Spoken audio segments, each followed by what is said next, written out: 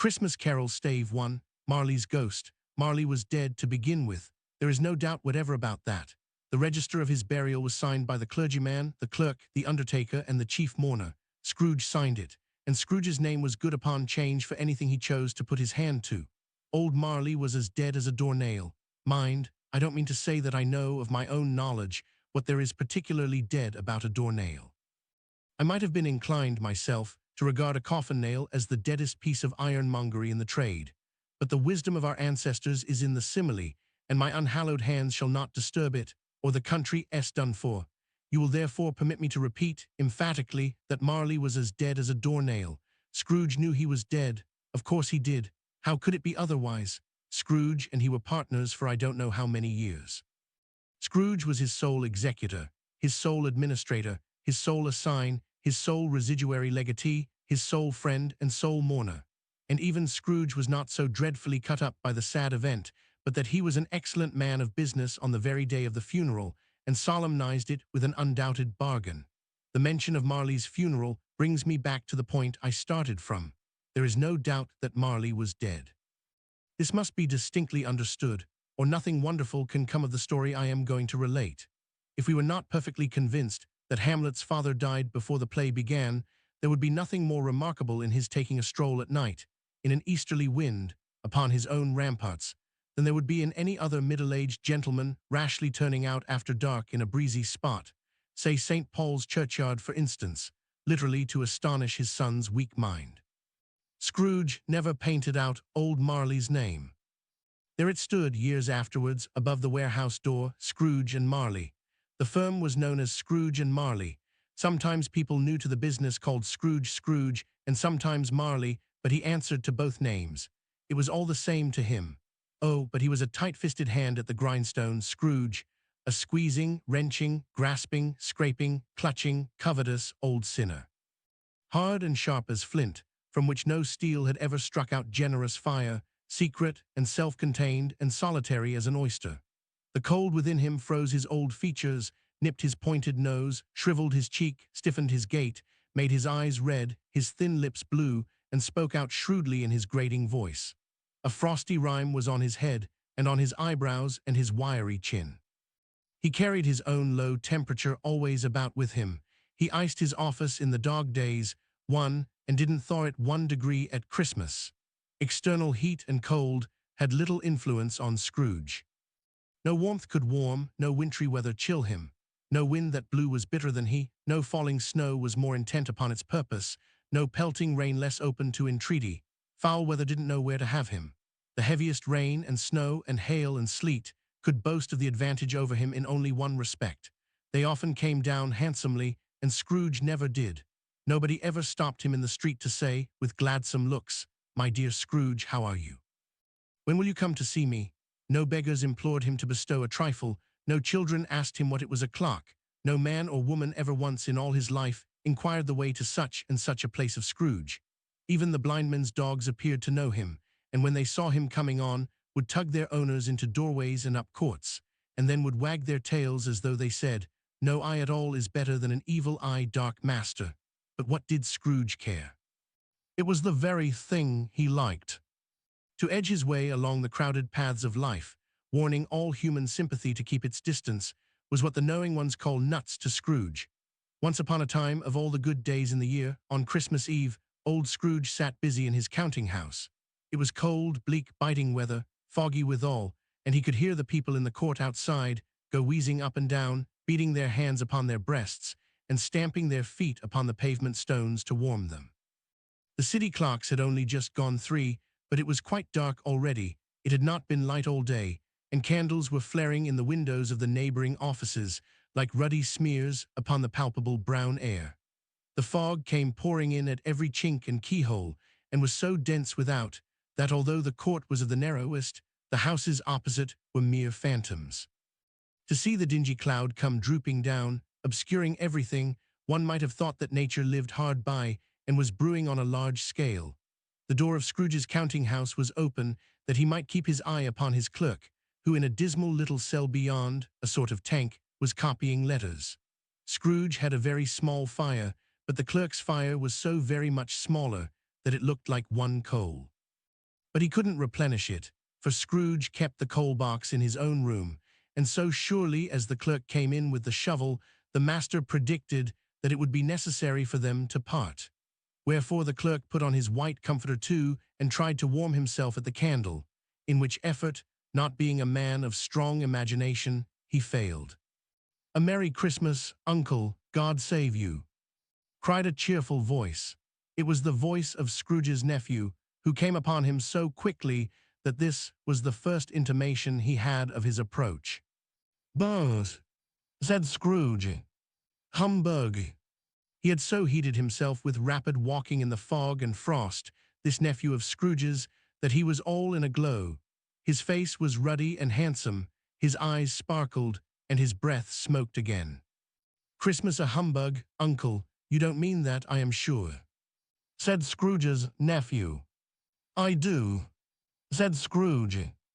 "Merry Christmas, what right have you to be merry? What reason have you to be merry? You're poor enough." "Come then," returned the nephew gaily. "What right have you to be dismal? What reason have you to be morose? You're rich enough." Scrooge, having no better answer ready on the spur of the moment, said, "But," again, and followed it up with, "Humbug." "Don't be cross, Uncle," said the nephew. "What else can I be?" returned the uncle.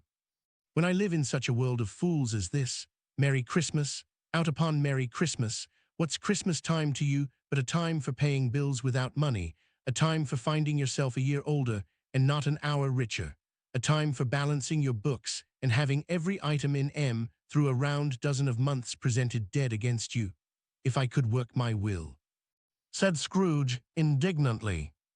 "Every idiot who goes about with Merry Christmas on his lips should be boiled with his own pudding and buried with a stake of holly through his heart. He should." "Uncle," pleaded the nephew. "Nephew," returned the uncle sternly.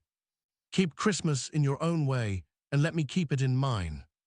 "Keep it," repeated Scrooge's nephew. "But you don't keep it." "Let me leave it alone, then," said Scrooge. "Much good may it do you, much good it has ever done you. There are many things from which I might have derived good, by which I have not profited, I dare say," returned the nephew. "Christmas among the rest. But I am sure I have always thought of Christmas time, when it has come round, apart from the veneration due to its sacred name and origin, if anything belonging to it can be apart from that, as a good time, a kind, forgiving, charitable, pleasant time. The only time I know of in the long calendar of the year, when men and women seem by one consent to open their shut-up hearts freely, and to think of people below them as if they really were fellow passengers to the grave, and not another race of creatures bound on other journeys. And therefore, Uncle, though it has never put a scrap of gold or silver in my pocket, I believe that it has done me good, and will do me good, and I say, God bless it." The clerk in the tank involuntarily applauded. Becoming immediately sensible of the impropriety, he poked the fire and extinguished the last frail spark forever. "Let me hear another sound from you," said Scrooge, "and you'll keep your Christmas by losing your situation. You're quite a powerful speaker, sir," he added, turning to his nephew. "I wonder you don't go into Parliament. Don't be angry, Uncle. Come, dine with us tomorrow." Scrooge said that he would see him. Yes, indeed he did. He went the whole length of the expression and said that he would see him in that extremity first. "But why?" cried Scrooge's nephew. "Why? Why did you get married?" said Scrooge. "Because I fell in love." "Because you fell in love," growled Scrooge, as if that were the only one thing in the world more ridiculous than a Merry Christmas. "Good afternoon." "Nay, Uncle, but you never came to see me before that happened. Why give it as a reason for not coming now?" "Good afternoon," said Scrooge. "I want nothing from you, I ask nothing of you. Why cannot we be friends?" "Good afternoon," said Scrooge.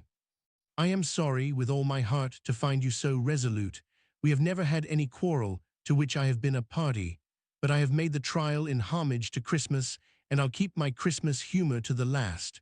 So a Merry Christmas, Uncle." "Good afternoon," said Scrooge, "and a Happy New Year." "Good afternoon," said Scrooge. His nephew left the room without an angry word, notwithstanding. He stopped at the outer door to bestow the greetings of the season on the clerk, who, cold as he was warmer than Scrooge, for he returned them cordially. "There's another fellow," muttered Scrooge, who overheard him. "My clerk with 15 shillings a week and a wife and family talking about a Merry Christmas. I'll retire to Bedlam." This lunatic, in letting Scrooge's nephew out, had let 2 other people in. They were portly gentlemen, pleasant to behold, and now stood, with their hats off, in Scrooge's office. They had books and papers in their hands and bowed to him. "Scrooge and Marley, I believe," said one of the gentlemen. Ray the Mirthwrinkles left the listeners' faces, and they waited with parting lips. "No," said the woman, breaking the silence, so that her low, dry voice sounded quite loud. "Before you go further, Michael, listen to me. If you touch that money, I and this girl go with the man. Mind, it is a joke no longer." "A joke? Of course it is not a joke," shouted her husband, his resentment rising at her suggestion. "I take the money, the sailor takes you, that's plain enough. It has been done elsewhere, and why not here? 'Tis quite on the understanding that the young woman is willing," said the sailor blandly. "I wouldn't hurt her feelings for the world." "Faith, nor I," said her husband. "But she is willing, provided she can have the child. She said so only the other day when I talked o'." "That you swear," said the sailor to her. "I do," said she, after glancing at her husband's face and seeing no repentance there. "Very well, she shall have the child, and the bargain's complete," said the trusser. He took the sailor's notes and deliberately folded them, and put them with the shillings in a high remote pocket with an air of finality. "Come along, the little one too, the more the merrier." The sailor looked at the woman and smiled. He said kindly. She paused for an instant with a close glance at him. Then, dropping her eyes again and saying nothing, she took up the child and followed him as he made towards the door. On reaching it, she turned and, pulling off her wedding ring, flung it across the booth in the hay-trusser's face. "Mike, I've lived with thee a couple of years and had nothing but temper. Now I'm no more to I'll try my luck elsewhere. 'Twill be better for me and Elizabeth Jane both, so goodbye," she said, seizing the sailor's arm with her right hand, and mounting the little girl on her left. She went out of the tent sobbing bitterly. A stolid look of concern filled the husband's face, as if, after all, he had not quite anticipated this ending, and some of the guests laughed. "Is she gone?" he said. "Faith, aye, she's gone clane enough," said some rustics near the door. He rose and walked to the entrance with the careful tread of one conscious of his alcoholic load. Some others followed, and they stood looking into the twilight. The difference between the peacefulness of inferior nature and the willful hostilities of mankind was very apparent at this place. In contrast with the harshness of the act just ended within the tent was the sight of several horses crossing their necks and rubbing each other lovingly as they waited in patience to be harnessed for the homeward journey. Outside the fair, in the valleys and woods, all was quiet. The sun had recently set, and the west heaven was hung with rosy cloud, which seemed permanent, yet slowly changed. To watch it was like looking at some grand feat of stagery from a darkened auditorium. In presence of this scene after the other, there was a natural instinct to abjure man as the blot on an otherwise kindly universe, till it was remembered that all terrestrial conditions were intermittent, and that mankind might some night be innocently sleeping when these quiet objects were raging loud. "Where do the sailor live?" asked a spectator when they had vainly gazed around. "God knows that. He's without doubt a stranger here," replied the man who had seen high life. "He came in about 5 minutes ago, and then stepped back and Thenna looked in again. I'm not a penny the better for him, said the furmity woman, joining the rest with her hands on her hips. Serves the husband well be right. A comely, respectable body like her, what can a man want more? I glory in the woman's spirit. I'd hard done it myself. I'd send if I wouldn't, if a husband had behaved so to me. I'd go and I might call and call till his keycorn 3 was raw, but I'd never come back, no, not till the great trumpet 4 would I, said the staylace vendor. Well, the woman will be better off. For seafaring natures be very good shelter for Sean to his 50 cooks and butlers to keep Christmas as a Lord Mayor's household should, and even the little tailor, whom he had fined 5 shillings on the previous Monday for being drunk and bloodthirsty in the streets, stirred up tomorrow's pudding in his garret, while his lean wife and the baby sallied out to buy the beef. Said another, of a more deliberative turn. Foggier yet and colder, piercing, searching, biting cold. If the good St. Dunstan 5 had but nipped the evil spirit's nose with a touch of such weather as that, instead of using his familiar weapons, then indeed he would have roared to lusty purpose. The owner of one scant young nose, gnawed and mumbled by the hungry cold, as bones are gnawed by dogs, stooped down at Scrooge's keyhole to regale him with a Christian carol. But at the first sound of "God bless you, merry gentlemen, may nothing you dismay," Scrooge seized the ruler with such energy of action that the singer fled in terror, leaving the keyhole to the fog and even more congenial frost. At length the hour of shutting up the counting-house arrived. With an ill-will Scrooge dismounted from his stool and tacitly admitted the fact to the expectant clerk in the tank, who instantly snuffed his candle out and put on his hat. "You'll want all day tomorrow, I suppose," said Scrooge. "If quite convenient, sir." "It's not convenient," said Scrooge. "And it's not fair. If I was to stop half a crown for it, you'd think yourself ill-used, I'll be bound." The clerk smiled faintly. "And yet," said Scrooge, "you don't think me ill-used when I pay a day's wages for no work." The clerk observed that it was only once a year. A poor excuse for picking a man's pocket every 25th of December, said Scrooge, buttoning his greatcoat to the chin. "But I suppose you must have the whole day, be here all the earlier next morning." The clerk promised that he would, and Scrooge walked out with a growl. The office was closed in a twinkling, and the clerk, with the long ends of his white comforter dangling below his waist, for he boasted no greatcoat, went down a slide on Cornhill at the end of a lane of boys 20 times in honor of its being Christmas Eve, and then ran home to Camden Town as hard as he could pelt to play at blindman's buff. Scrooge took his melancholy dinner in his usual melancholy tavern, and having read all the newspapers and beguiled the rest of the evening with his banker's book, went home to bed. He lived in chambers which had once belonged to his deceased partner. They were a gloomy suite of rooms, in a lowering pile of building up a yard, where it had so little business to be that one could scarcely help fancying it must have run there when it was a young house, playing at hide-and-seek with other houses, and have forgotten the way out again. It was old enough now and dreary enough, for nobody lived in it but Scrooge, the other rooms being all let out as offices. The yard was so dark that even Scrooge, who knew its every stone, was fain to grope with his hands. The fog and frost so hung about the black old gateway of the house that it seemed as if the genius of the weather sat in mournful meditation on the threshold.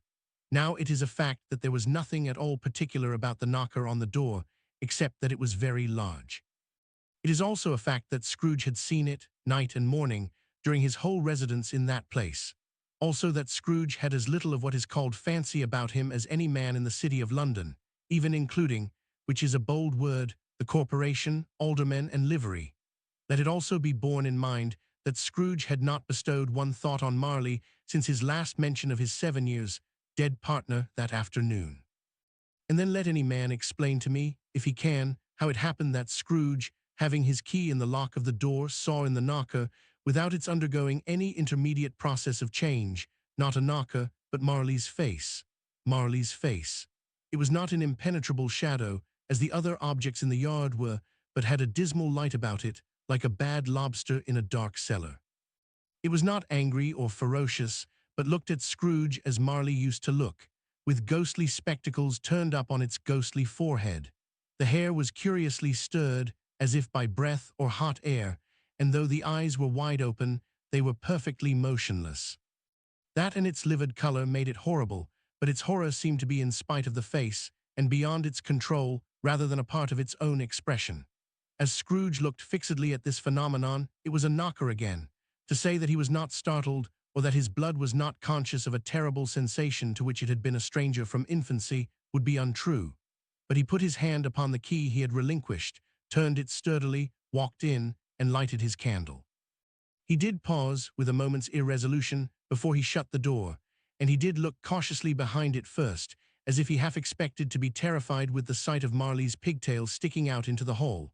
But there was nothing on the back of the door, except the screws and nuts that held the knocker on, so he said, "Pooh, pooh," and closed it with a bang. The sound resounded through the house like thunder.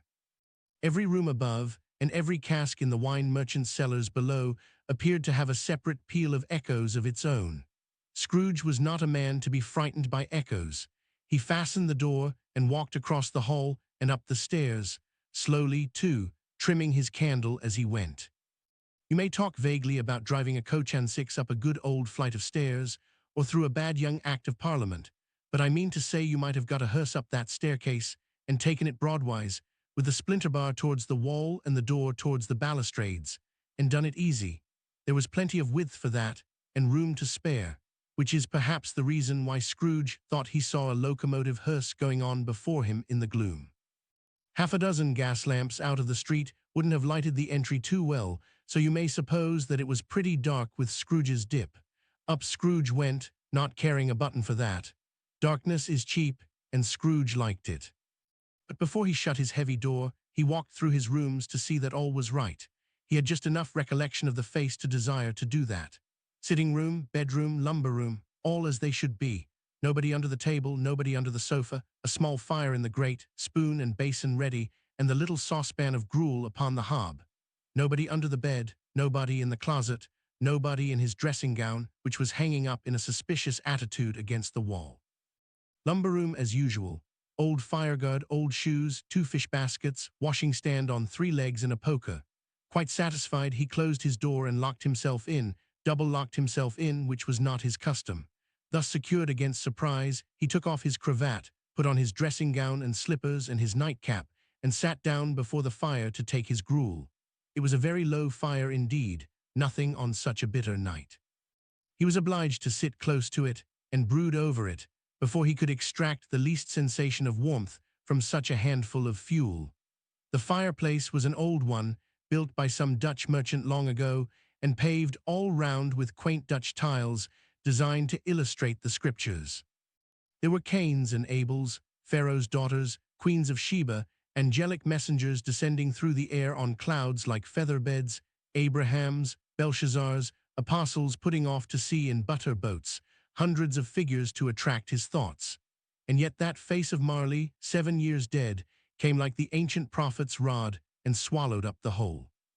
If each smooth tile had been a blank at first, with power to shape some picture on its surface from the disjointed fragments of his thoughts, there would have been a copy of old Marley's head on every one.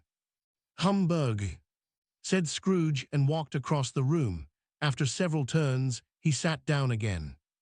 As he threw his head back in the chair, his glance happened to rest upon a bell, a disused bell that hung in the room, and communicated for some purpose now forgotten with a chamber in the highest story of the building. It was with great astonishment, and with a strange, inexplicable dread, that as he looked, he saw this bell begin to swing. It swung so softly in the outset that it scarcely made a sound, but soon it rang out loudly, and so did every bell in the house. This might have lasted half a minute or a minute, but it seemed an hour. The bells ceased as they had begun, together. They were succeeded by a clanking noise, deep down below, as if some persons were dragging a heavy chain over the casks in the wine merchant's cellar. Scrooge then remembered to have heard that ghosts in haunted houses were described as dragging chains. The cellar door flew open with a booming sound, and then he heard the noise much louder, on the floors below, then coming up the stairs, then coming straight towards his door. It's humbug still, I won't believe it. His color changed, though, when without a pause it came on through the heavy door and passed into the room before his eyes. Upon its coming in, the dying flame leaped up, as though it cried, "I know him, Marley's ghost," and then fell again. The same face, the very same, Marley in his pigtail usual waistcoat, tights and boots, the tassels on the latter bristling like his pigtail and his coat skirts and the hair upon his head. The chain he drew was clasped about his middle. It was long and wound about him like a tail, and it was made of cash boxes, keys, padlocks, ledgers, deeds, and heavy purses wrought in steel. His body was transparent, so that Scrooge, observing him and looking through his waistcoat, could see the 2 buttons on his coat behind. Scrooge had often heard it said that Marley had no bowels, but he had never believed it until now. No, nor did he believe it even now. Though he looked the phantom through and saw it standing before him, though he felt the chilling influence of its death-cold eyes, and marked the very texture of the folded kerchief bound about his head and chin, which wrapper he had not observed before, he was still incredulous and fought against his senses. "How now, what do you want with me?" "Margie." Marley's voice, no doubt about it. "Who are you?" "Ask me who I was." "Who were you, then?" said Scrooge, raising his voice. "You're particular for a shade." He was going to say to a shade, but substituted this as more appropriate. "In life I was your partner, Jacob Marley." Can you sit down?" asked Scrooge, looking doubtfully at him. "I can." "Do it, then." Scrooge asked the question because he didn't know whether a ghost so transparent might find himself in a condition to take a chair, and felt that in the event of its being impossible, it might involve the necessity of an embarrassing explanation. But the ghost sat down on the opposite side of the fireplace, as if he were quite used to it. "You don't believe in me," observed the ghost. "I don't," said Scrooge. "What evidence would you have of my reality beyond that of your own senses?" "I don't know," said Scrooge. "Why do you doubt your senses?" "Because," said Scrooge, "a little thing affects them. A slight disorder of the stomach makes them cheats. You may be an undigested bit of beef, a blot of mustard, a crumb of cheese, a fragment of an underdone potato. There's more of gravy than of grave about you, whatever you are." Scrooge was not much in the habit of cracking jokes, nor did he feel in his heart by any means waggish then. The truth is that he tried to be smart, as a means of distracting his own attention and keeping down his terror, for the spectre's voice disturbed the very marrow in his bones. To sit, staring at those fixed glazed eyes, in silence for a moment, would play, Scrooge felt, the very deuce with him. There was something very awful, too, in the spectre's being provided with an infernal atmosphere of his own.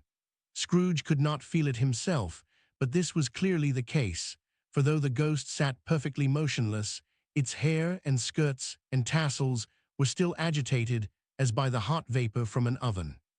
"You see this toothpick?" said Scrooge, returning quickly to the charge for the reason just assigned, and wishing, though it were only for a second, to divert the vision's stony gaze from himself. "I do," replied the ghost. "You are not looking at it," said Scrooge.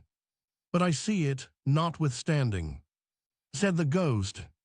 "Well, I have but to swallow this, and be for the rest of my days persecuted by a legion of goblins, all of my own creation. Humbug, I tell you, humbug," returned Scrooge. At this the spirit raised a frightful cry, and shook its chain with such a dismal and appalling noise, that Scrooge held on tight to his chair to save himself from falling in a swoon. But how much greater was his horror, when the phantom, taking off the bandage round his head, as if it were too warm to wear indoors, its lower jaw dropped down upon its breast. Scrooge fell upon his knees and clasped his hands before his face. "Mercy, dreadful apparition, why do you trouble me? Man of the worldly mind, do you believe in me or not?" replied the ghost. "I do, I must, but why do spirits walk the earth, and why do they come to me? It is required of every man that the spirit within him should walk abroad among his fellow men and travel far and wide, and if that spirit goes not forth in life, It is condemned to do so after death. It is doomed to wander through the world, oh, woe is me, and witness what it cannot share, but might have shared on earth and turned to happiness. The ghost returned.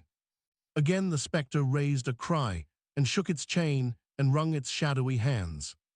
"You are fettered, tell me why," said Scrooge, trembling. "I wear the chain I forged in life. I made it link by link, and yard by yard. I girded it on of my own free will, and of my own free will I wore it. Is its pattern strange to you?"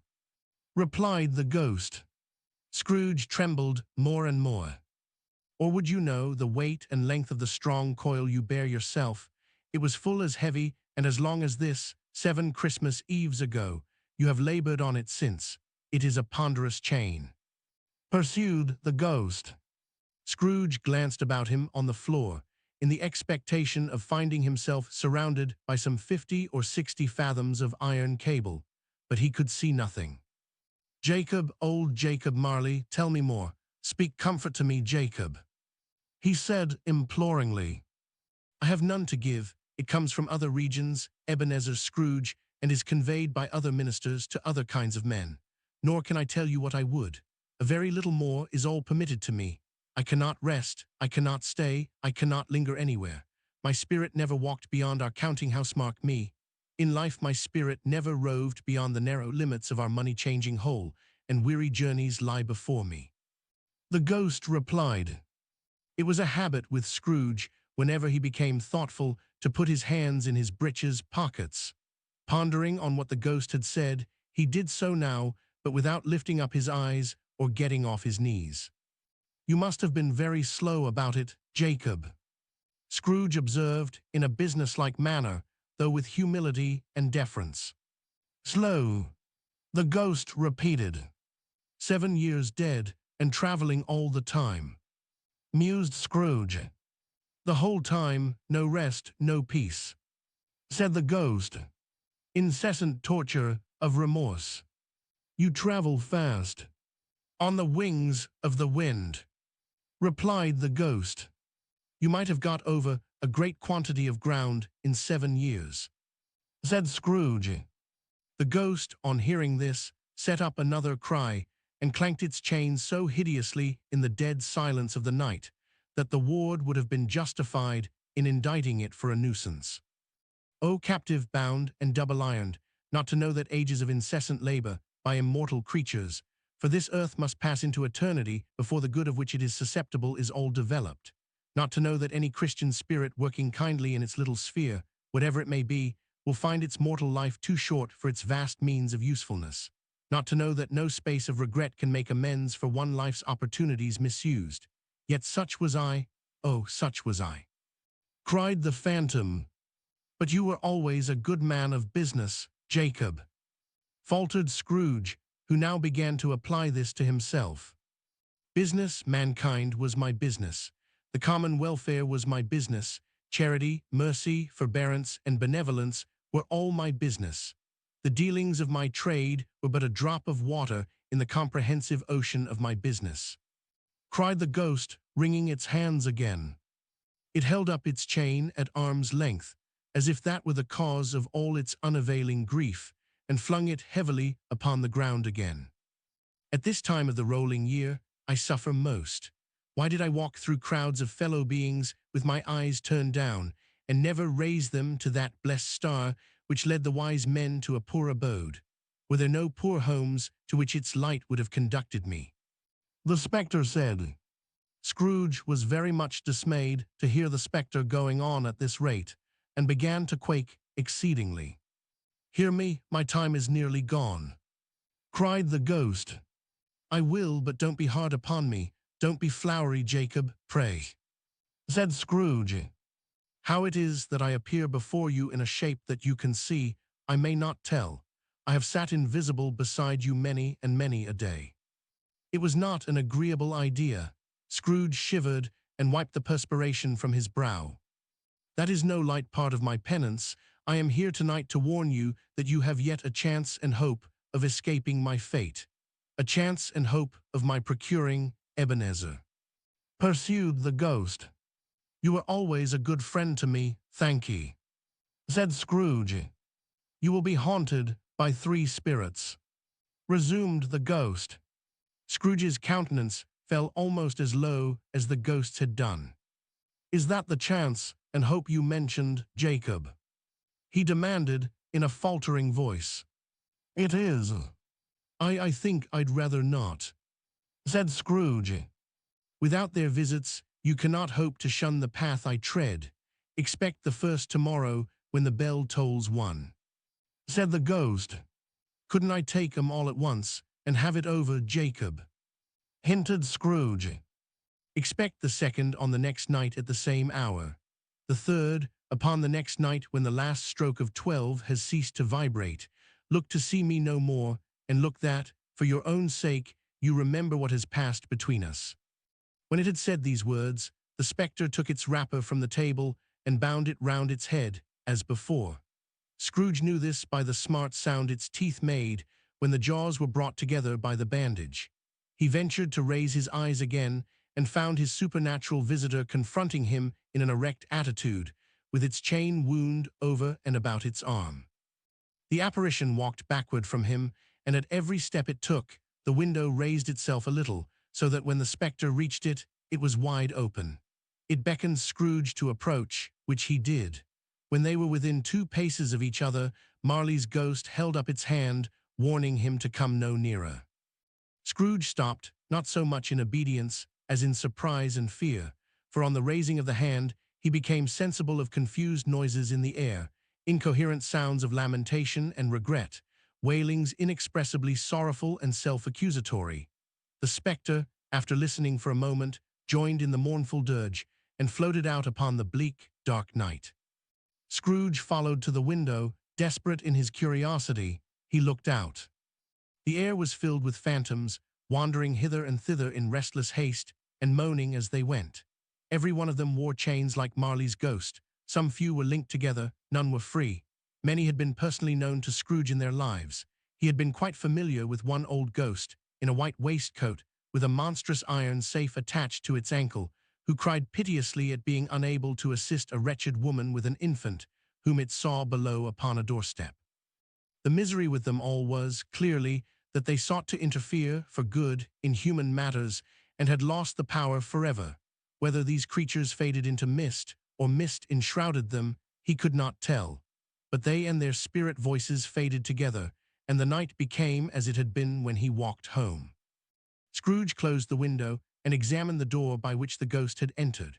It was double-locked, as he had locked it with his own hands, and the bolts were undisturbed. He tried to say humbug, but stopped at the first syllable, and being from the emotion he had undergone, or the fatigues of the day, or his glimpse of the invisible world, or the dull conversation of the ghost, or the lateness of the hour, much in need of repose, went straight to bed, without undressing, and fell asleep upon the instant. A Christmas Carol, Stave 2, the first of the 3 spirits. When Scrooge awoke, it was so dark that, looking out of bed, he could scarcely distinguish the transparent window from the opaque walls of his chamber. He was endeavoring to pierce the darkness with his ferret eyes, when the chimes of a neighboring church struck the 4 quarters. So he listened for the hour. To his great astonishment, the heavy bell went on from 6 to 7, and from 7 to 8, and regularly up to 12, then stopped. 12. It was past 2 when he went to bed. The clock was wrong. An icicle must have got into the works. 12. He touched the spring of his repeater to correct this most preposterous clock. Its rapid little pulse beat 12 and stopped. Why, it isn't possible, said Scrooge, that I can have slept through a whole day and far into another night. It isn't possible that anything has happened to the sun, and this is 12 at noon. The idea being an alarming one, he scrambled out of bed and groped his way to the window. He was obliged to rub the frost off with the sleeve of his dressing gown before he could see anything, and could see very little then. All he could make out was that it was still very foggy and extremely cold, and that there was no noise of people running to and fro and making a great stir, as there unquestionably would have been if night had beaten off bright day and taken possession of the world.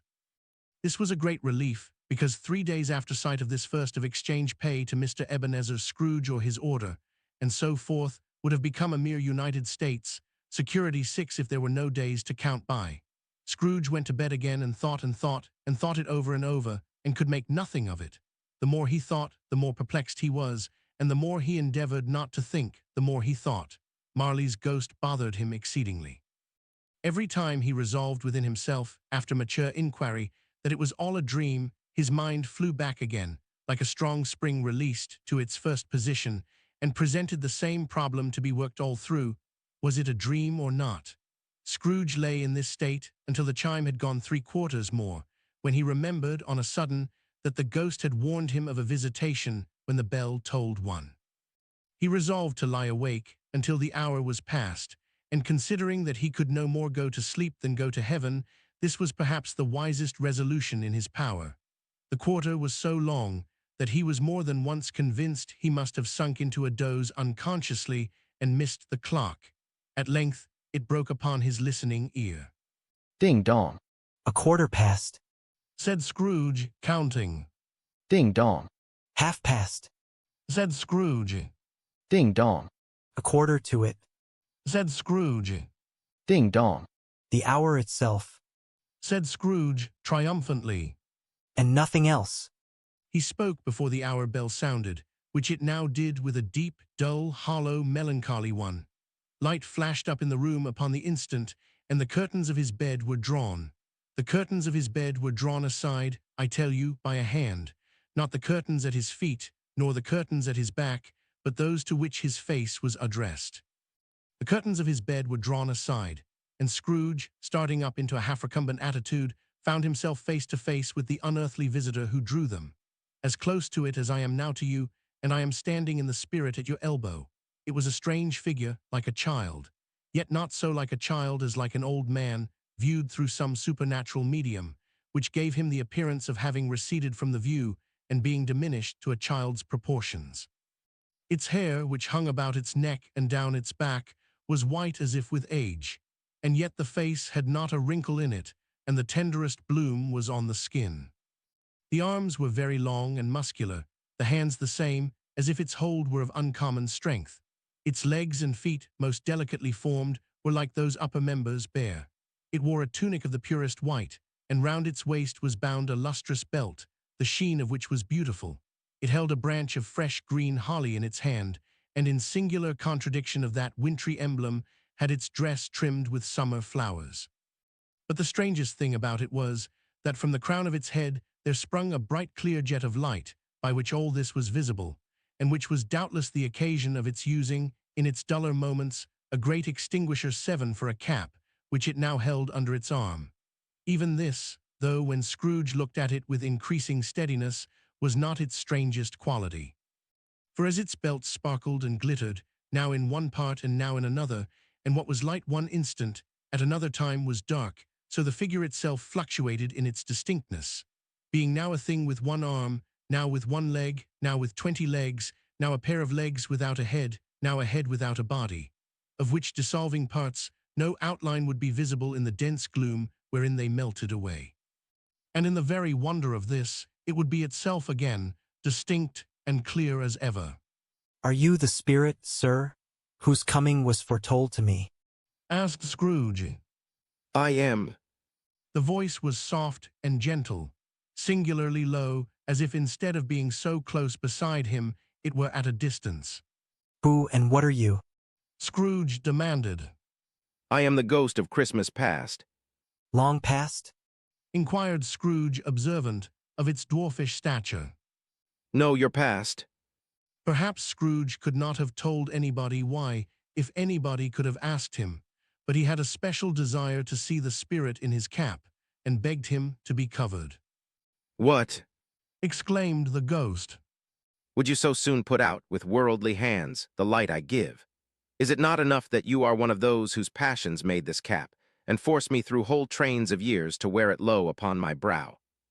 Scrooge reverently disclaimed all intention to offend, or any knowledge of having willfully bonneted the spirit at any period of his life. He then made bold to inquire what business brought him there. Your welfare. Said the ghost. Scrooge expressed himself much obliged, but could not help thinking that a night of unbroken rest would have been more conducive to that end. The spirit must have heard him thinking, for it said immediately, Your reclamation, then, take heed. It put out its strong hand as it spoke, and clasped him gently by the arm. Rise and walk with me. It would have been in vain for Scrooge to plead that the weather and the hour were not adapted to pedestrian purposes. That bed was warm, and the thermometer a long way below freezing, that he was clad but lightly in his slippers, dressing gown, and nightcap, and that he had a cold upon him at that time. The grasp, though gentle as a woman's hand, was not to be resisted. He rose, but finding that the spirit made towards the window, clasped its robe in supplication. I am a mortal, Scrooge remonstrated. and liable to fall. Bear but a touch of my hand there, Said the spirit, laying it upon his heart. and you shall be upheld in more than this. As the words were spoken, they passed through the wall and stood upon an open country road, with fields on either hand. The city had entirely vanished. Not a vestige of it was to be seen. The darkness and the mist had vanished with it, for it was a clear, cold winter day with snow upon the ground. Good heaven! Said Scrooge, clasping his hands together as he looked about him. I was bred in this place. I was a boy here. The spirit gazed upon him mildly. Its gentle touch, though it had been light and instantaneous, appeared still present to the old man's sense of feeling. He was conscious of 1,000 odors floating in the air, each one connected with 1,000 thoughts, and hopes, and joys, and cares, long, long forgotten. Your lip is trembling. Said the ghost. And what is that upon your cheek? Scrooge muttered, with an unusual catching in his voice, that it was a pimple, and begged the ghost to lead him where he would. You recollect the way. Inquired the spirit. Remember it. Cried Scrooge with fervor. I could walk it blindfold. Strange to have forgotten it for so many years. Observed the ghost. Let us go on. They walked along the road, Scrooge recognizing every gate and post and tree, until a little market town appeared in the distance, with its bridge, its church, and winding river. Some shaggy ponies now were seen trotting towards them with boys upon their backs, who called to other boys in country gigs and carts, driven by farmers. All these boys were in great spirits and shouted to each other until the broad fields were so full of merry music that the crisp air laughed to hear it. These are but shadows of the things that have been. Said the ghost. They have no consciousness of us. The jocund travelers came on, and as they came, Scrooge knew and named them every one. Why was he rejoiced beyond all bounds to see them? Why did his cold eye glisten, and his heart leap up as they went past? Why was he filled with gladness when he heard them give each other Merry Christmas, as they parted at crossroads and byways for their several homes? What was Merry Christmas to Scrooge? Out upon Merry Christmas, what good had it ever done to him? The school is not quite deserted. Said the ghost. A solitary child, neglected by his friends, is left there still. Scrooge said he knew it, and he sobbed. They left the high road by a well-remembered lane and soon approached a mansion of dull red brick with a little weathercock-surmounted cupola on the roof and a bell hanging in it. It was a large house, but one of broken fortunes, for the spacious offices were little used, their walls were damp and mossy, their windows broken, and their gates decayed.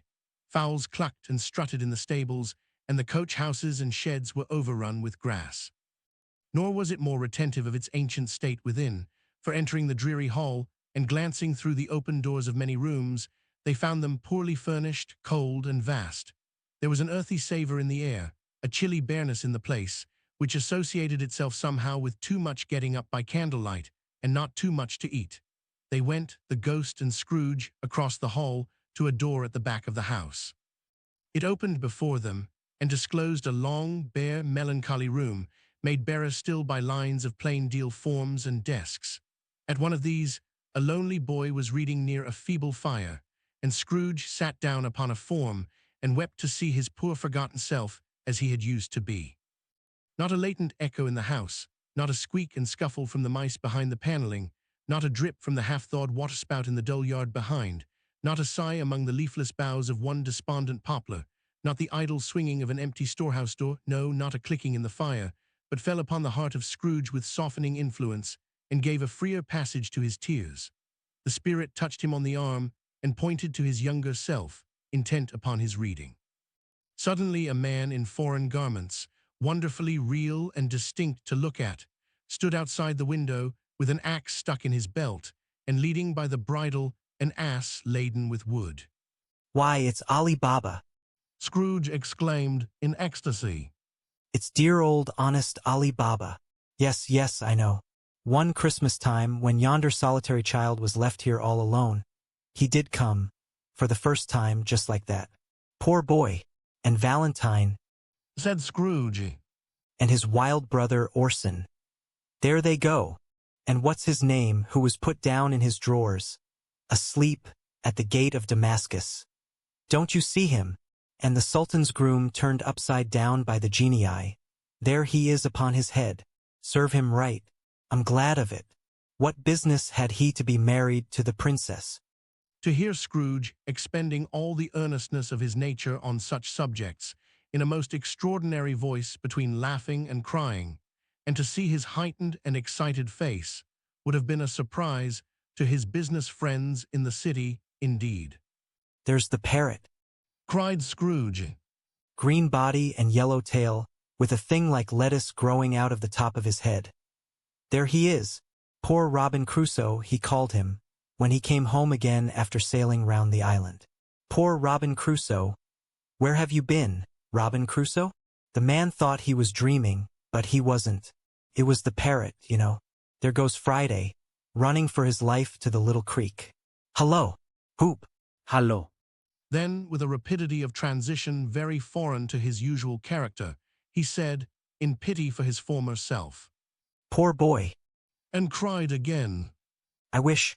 Scrooge muttered, putting his hand in his pocket and looking about him after drying his eyes with his cuff. But it's too late now. What is the matter? Nothing. Said Scrooge. Nothing. There was a boy singing a Christmas carol at my door last night. I should like to have given him something. That's all. The ghost smiled thoughtfully and waved its hand, saying as it did so, Let us see another Christmas. Scrooge's former self grew large at the words, and the room became a little darker and more dirty. The panels shrunk, the windows cracked, fragments of plaster fell out of the ceiling, and the naked laths were shown instead. But how all this was brought about, Scrooge knew no more than you do. He only knew that it was quite correct, that everything had happened so, that there he was, alone again, when all the other boys had gone home for the jolly holidays. He was not reading now, but walking up and down despairingly. Scrooge looked at the ghost, and with a mournful shaking of his head, glanced anxiously towards the door. It opened, and a little girl, much younger than the boy, came darting in, and putting her arms about his neck, and often kissing him, addressed him as her dear, dear brother.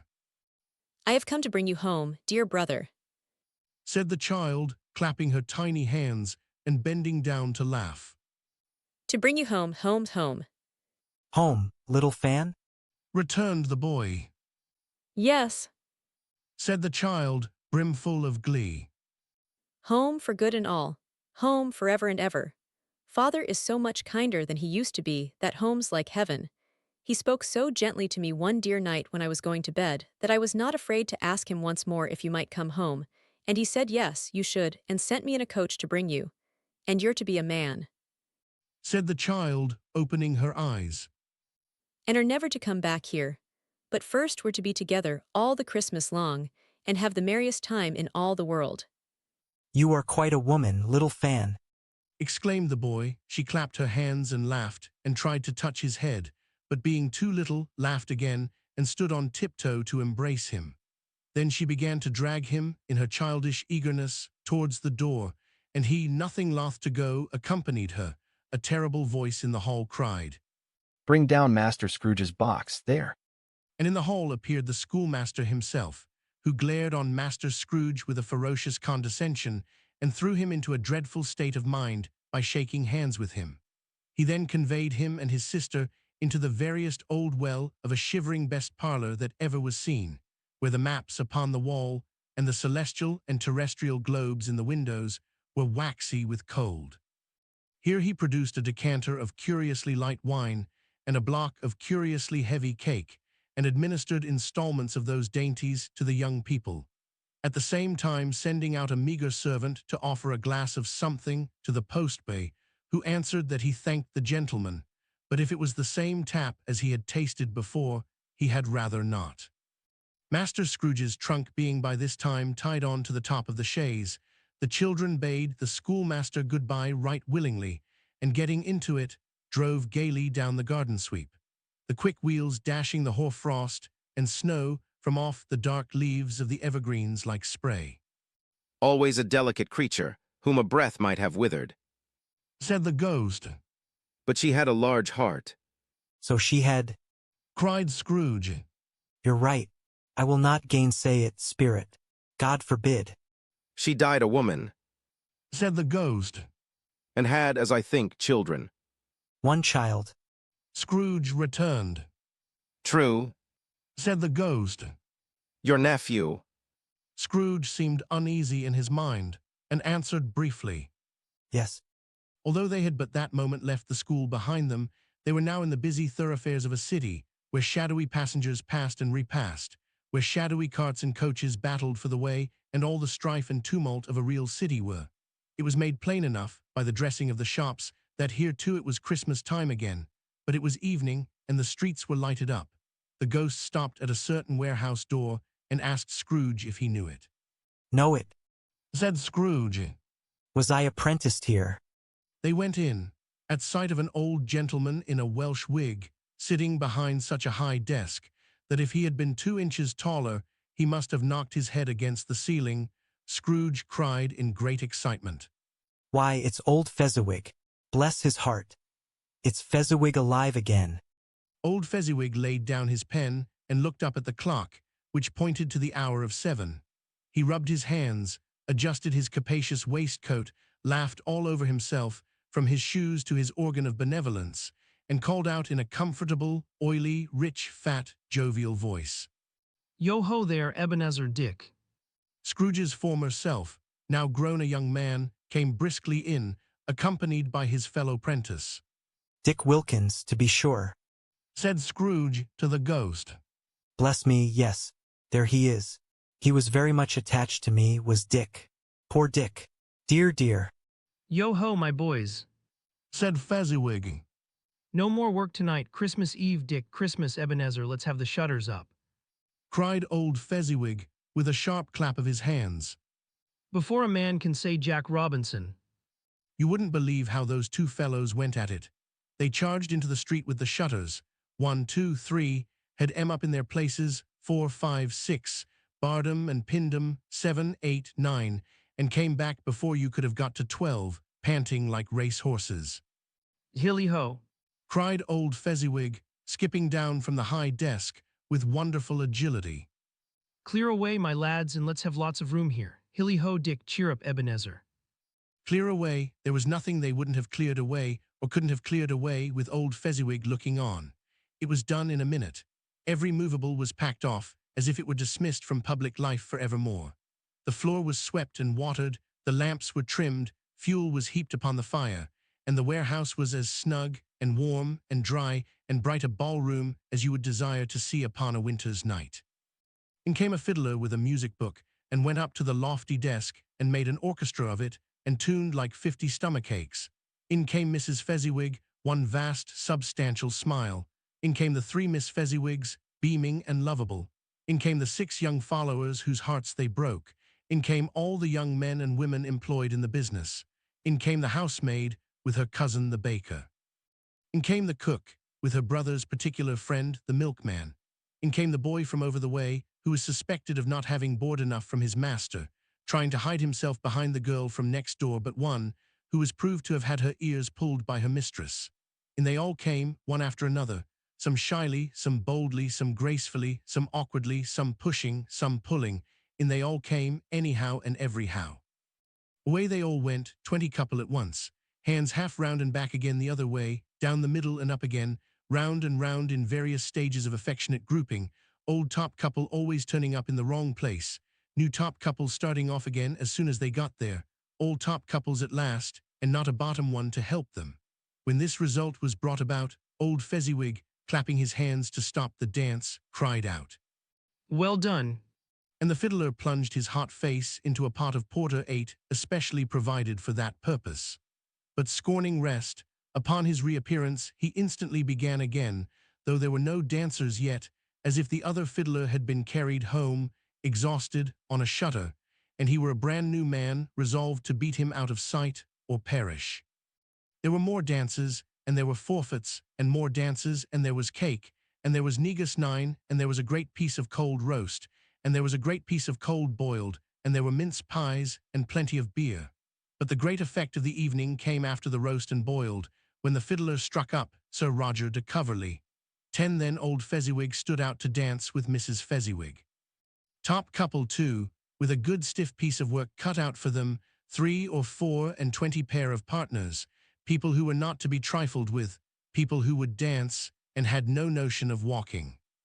But if they had been twice as many, 4 times, old Fezziwig would have been a match for them, and so would Mrs. Fezziwig. As to her, she was worthy to be his partner in every sense of the term. If that's not high praise, tell me higher and I'll use it. A positive light appeared to issue from Fezziwig's calves. They shone in every part of the dance like moons. You couldn't have predicted, at any given time, what would become of them next. And when old Fezziwig and Mrs. Fezziwig had gone all through the dance, advance and retire, both hands to your partner, bow and curtsy, corkscrew, thread the needle, and back again to your place, Fezziwig cut so deftly that he appeared to wink with his legs, and came upon his feet again without a stagger. When the clock struck 11, this domestic ball broke up. Mr. and Mrs. Fezziwig took their stations, one on either side the door, and shaking hands with every person individually as he or she went out, wished him or her a Merry Christmas. When everybody had retired but the 2 prentices, they did the same to them, and thus the cheerful voices died away, and the lads were left to their beds, which were under a counter in the back shop. During the whole of this time, Scrooge had acted like a man out of his wits. His heart and soul were in the scene, and with his former self. He corroborated everything, remembered everything, enjoyed everything, and underwent the strangest agitation. It was not until now, when the bright faces of his former self and Dick were turned from them, that he remembered the ghost, and became conscious that it was looking full upon him, while the light upon its head burnt very clear. A small matter, Said the ghost. to make these silly folks so full of gratitude. Small. Echoed Scrooge. The spirit signed to him to listen to the 2 apprentices who were pouring out their hearts in praise of Fezziwig, and when he had done so, said, Why is it not? He has spent but a few pounds of your mortal money, 3 or 4, perhaps. Is that so much that he deserves this praise? It isn't that. Said Scrooge, heated by the remark, and speaking unconsciously like his former, not his latter self. It isn't that, Spirit. He has the power to render us happy or unhappy, to make our service light or burdensome, a pleasure or a toil. Say that his power lies in words and looks, in things so slight and insignificant that it is impossible to add and count him up. What then? The happiness he gives is quite as great as if it cost a fortune. He felt the spirit's glance and stopped. What is the matter? Nothing particular. Said Scrooge. Something, I think. The ghost insisted. No, Said Scrooge. no. I should like to be able to say a word or 2 to my clerk just now. That's all. His former self turned down the lamps as he gave utterance to the wish, and Scrooge and the ghost again stood side by side in the open air. My time grows short, observed the spirit. Quick, this was not addressed to Scrooge or to anyone whom he could see, but it produced an immediate effect. For again Scrooge saw himself. He was older now, a man in the prime of life. His face had not the harsh and rigid lines of later years, but it had begun to wear the signs of care and avarice. There was an eager, greedy, restless motion in the eye, which showed the passion that had taken root, and where the shadow of the growing tree would fall. He was not alone, but sat by the side of a fair young girl in a mourning dress, in whose eyes there were tears, which sparkled in the light that shone out of the ghost of Christmas past. It matters little.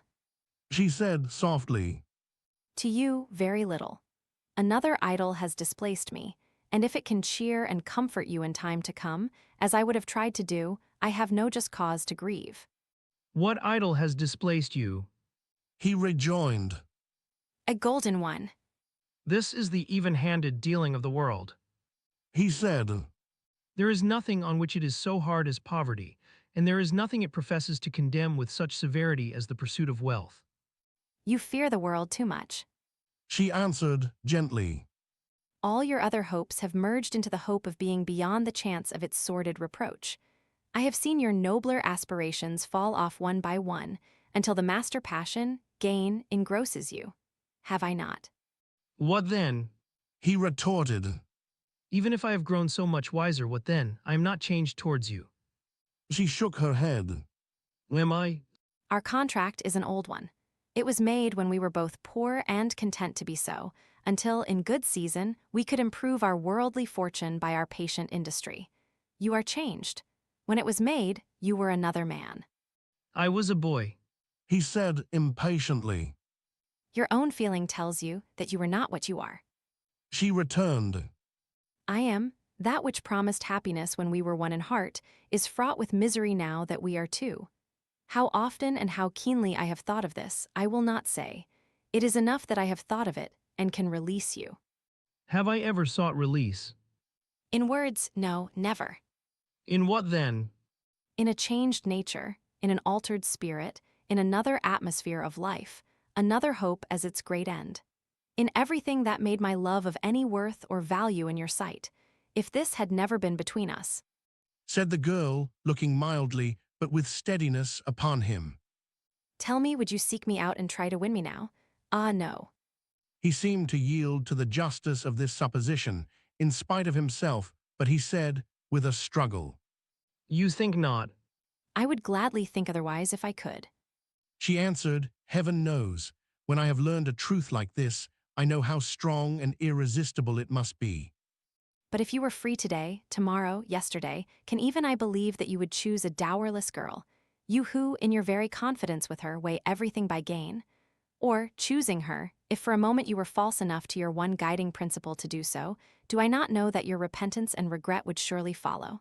I do, and I release you, with a full heart, for the love of him you once were.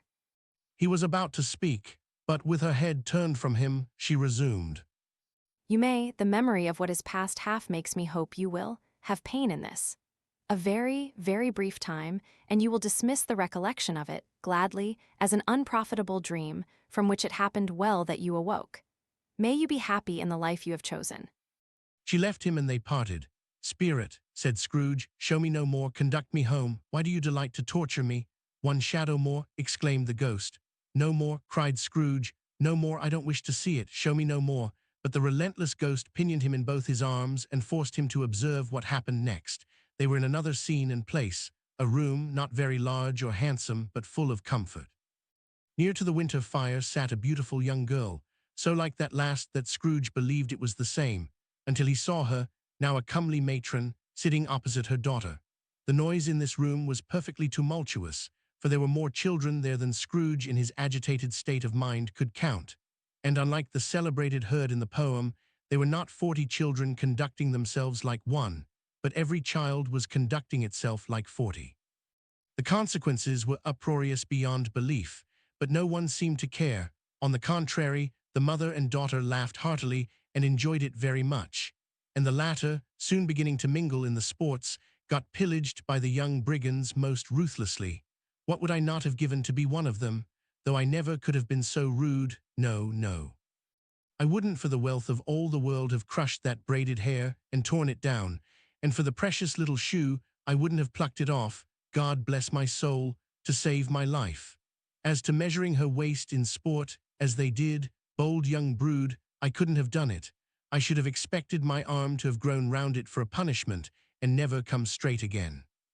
And yet I should have dearly liked, I own, to have touched her lips, to have questioned her that she might have opened them, to have looked upon the lashes of her downcast eyes and never raised a blush, to have let loose waves of her hair, an inch of which would be a keepsake beyond price. In short, I should have liked, I do confess, to have had the lightest license of a child, and yet to have been man enough to know its value. But now a knocking at the door was heard, and such a rush immediately ensued that she, with laughing face and plundered dress, was borne towards it in the center of a flushed and boisterous group, just in time to greet the father, who came home attended by a man laden with Christmas toys and presents. Then the shouting and the struggling and the onslaught that was made on the defenseless porter. The scaling him, with chairs for ladders, to dive into his pockets, despoil him of brown paper parcels, hold on tight by his cravat, hug him round the neck, pommel his back, and kick his legs in irrepressible affection. The shouts of wonder and delight with which the development of every package was received. The terrible announcement that the baby had been taken in the act of putting a doll's frying pan into his mouth, and was more than suspected of having swallowed a fictitious turkey glued on a wooden platter. The immense relief of finding this a false alarm, the joy and gratitude and ecstasy, they are all indescribable alike. Spirit, Said Scrooge. show me no more. Conduct me home. Why do you delight to torture me? One shadow more. Exclaimed the ghost. No more. Cried Scrooge. No more. I don't wish to see it. Show me no more. It is enough that, by degrees, the children and their emotions got out of the parlor, and by one stair at a time, up to the top of the house, where they went to bed, and so subsided. And now Scrooge looked on more attentively than ever, when the master of the house, having his daughter leaning fondly on him, sat down with her and her mother at his own fireside, and when he thought that such another creature, quite as graceful and as full of promise, might have called him father, and been a springtime in the haggard winter of his life, his sight grew very dim indeed. Belle, Said the husband, turning to his wife with a smile. I saw an old friend of yours this afternoon. Who was it? Guess. How can I? Tut, don't I know? She added in the same breath, laughing as he laughed. Mr. Scrooge. Mr. Scrooge it was. I passed his office window, and as it was not shut up, and he had a candle inside, I could scarcely help seeing him. His partner lies upon the point of death, I hear, and there he sat alone. Quite alone in the world, I do believe. Spirit, Said Scrooge in a broken voice. remove me from this place. I told you these were shadows of the things that have been. Said the ghost. That they are what they are, do not blame me. Remove me. Scrooge exclaimed. I cannot bear it. He turned upon the ghost, and seeing that it looked upon him with a face in which, in some strange way, there were fragments of all the faces it had shown him, wrestled with it. Leave me. Take me back. Haunt me no longer. In the struggle, if that can be called a struggle in which the ghost, with no visible resistance on its own part, was undisturbed by any effort of its adversary, Scrooge observed that its light was burning high and bright, and dimly connecting that with its influence over him, he seized the extinguisher cap, and by a sudden action pressed it down upon its head. The spirit dropped beneath it, so that the extinguisher covered its whole form, but though Scrooge pressed it down with all his force, he could not hide the light, which streamed from under it in an unbroken flood upon the ground. He was conscious of being exhausted and overcome by an irresistible drowsiness, and further, of being in his own bedroom. He gave the cap a parting squeeze, in which his hand relaxed, and had barely time to reel to bed before he sank into a heavy sleep. A Christmas Carol, Stave 3, the second of the three spirits, awaking in the middle of a prodigiously tough snore and sitting up in bed to get his thoughts together, Scrooge had no occasion to be told that the bell was again upon the stroke of 1. He felt that he was restored to consciousness in the right nick of time, for the especial purpose of holding a conference with the second messenger dispatched to him through Jacob Marley's intervention. But finding that he turned uncomfortably cold when he began to wonder which of his curtains this new spectre would draw back, he put them every one aside with his own hands, and lying down again, established a sharp lookout all round the bed. For he wished to challenge the spirit on the moment of its appearance, and did not wish to be taken by surprise and made nervous, gentlemen of the free and easy sort, who plume themselves on being acquainted with a move or two, and being usually equal to the time of day, express the wide range of their capacity for adventure by observing that they are good for anything from pitch and toss to manslaughter, between which opposite extremes, no doubt, there lies a tolerably wide and comprehensive range of subjects. Without venturing for Scrooge quite as heartily as this, I don't mind calling on you to believe that he was ready for a good broad field of strange appearances, and that nothing between a baby and rhinoceros would have astonished him very much. Now, being prepared for almost anything, he was not by any means prepared for nothing, and consequently, when the bell struck one and no shape appeared, he was taken with a violent fit of trembling. 5 minutes, 10 minutes, a quarter of an hour went by, yet nothing came. All this time he lay upon his bed, the very core and center of a blaze of ruddy light, which streamed upon it when the clock proclaimed the hour, and which, being only light, was more alarming than a dozen ghosts, as he was powerless to make out what it meant or would be at, and was sometimes apprehensive that he might be at that very moment an interesting case of spontaneous combustion, without having the consolation of knowing it. At last, however, he began to think, as you or I would have thought at first, for it is always the person not in the predicament who knows what ought to have been done in it, and would unquestionably have done it too. At last, I say, he began to think that the source and secret of this ghostly light might be in the adjoining room, from whence, on further tracing it, it seemed to shine. This idea taking full possession of his mind, he got up softly and shuffled in his slippers to the door. The moment Scrooge's hand was on the lock, a strange voice called him by his name and bade him enter. He obeyed. It was his own room. There was no doubt about that, but it had undergone a surprising transformation. The walls and ceiling were so hung with living green that it looked a perfect grove, from every part of which bright gleaming berries glistened.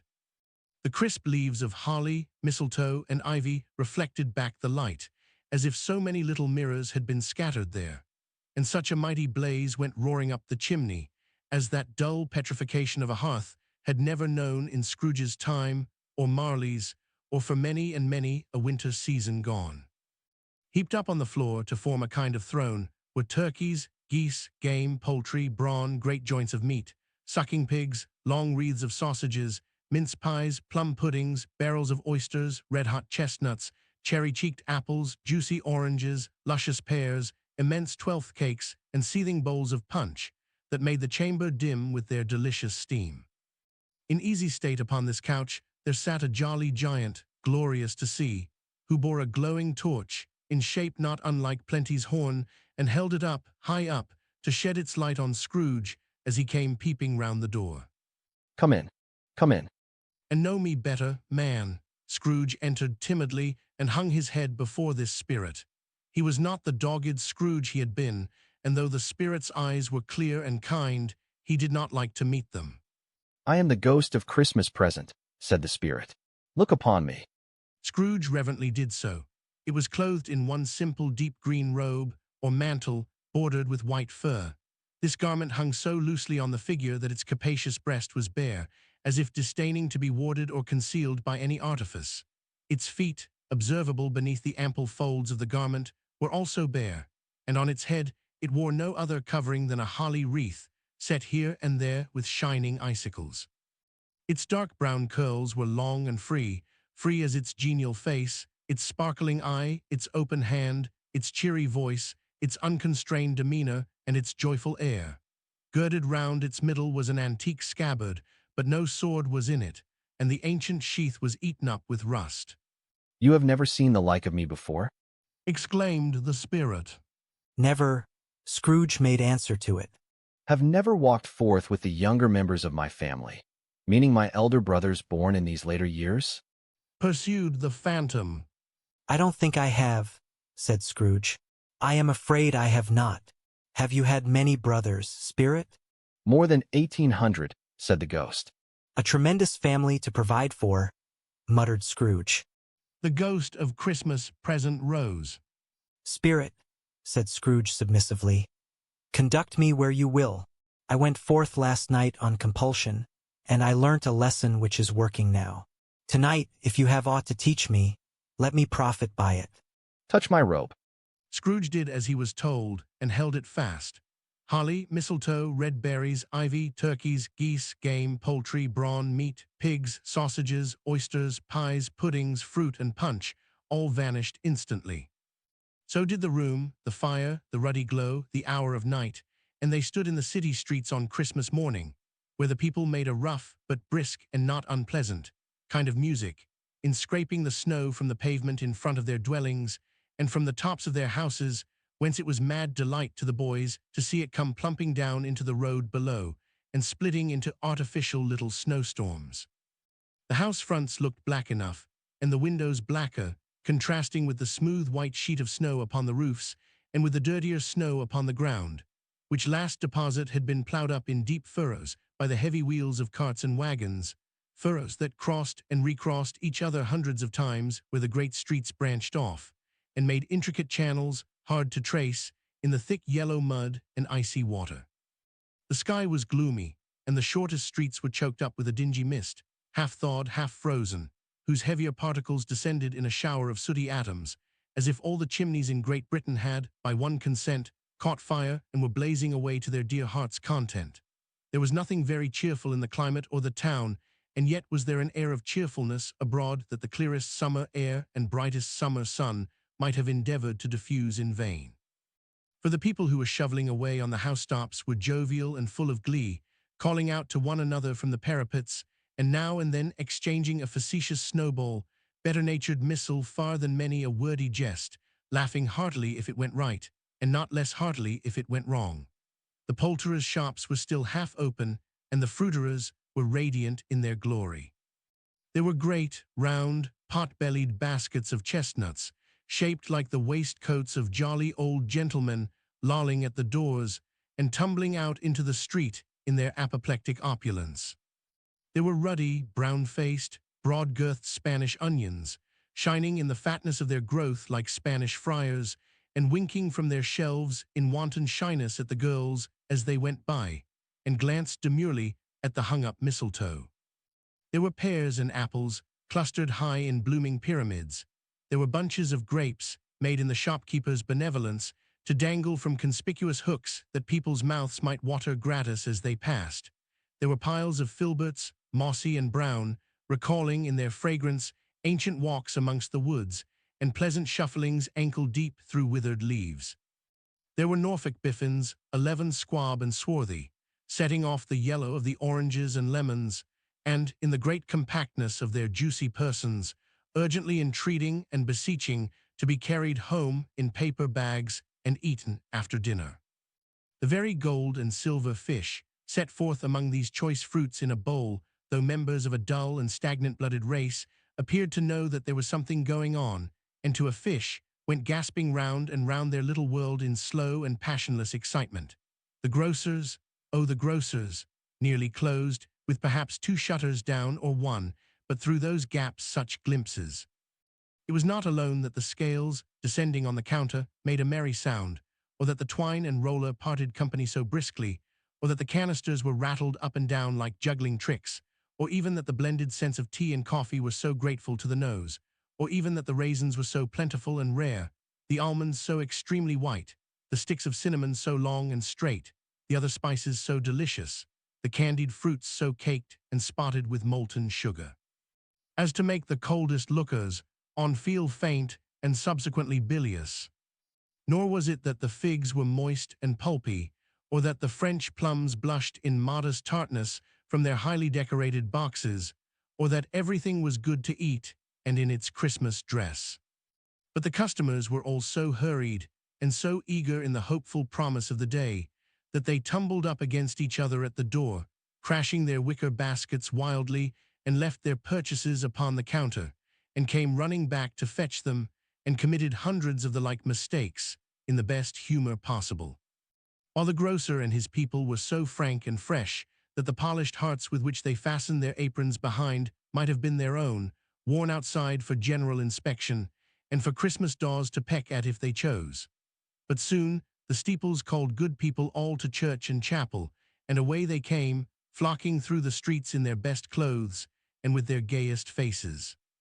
And at the same time there emerged from scores of by-streets, lanes, and nameless turnings, innumerable people carrying their dinners to the bakers' shops.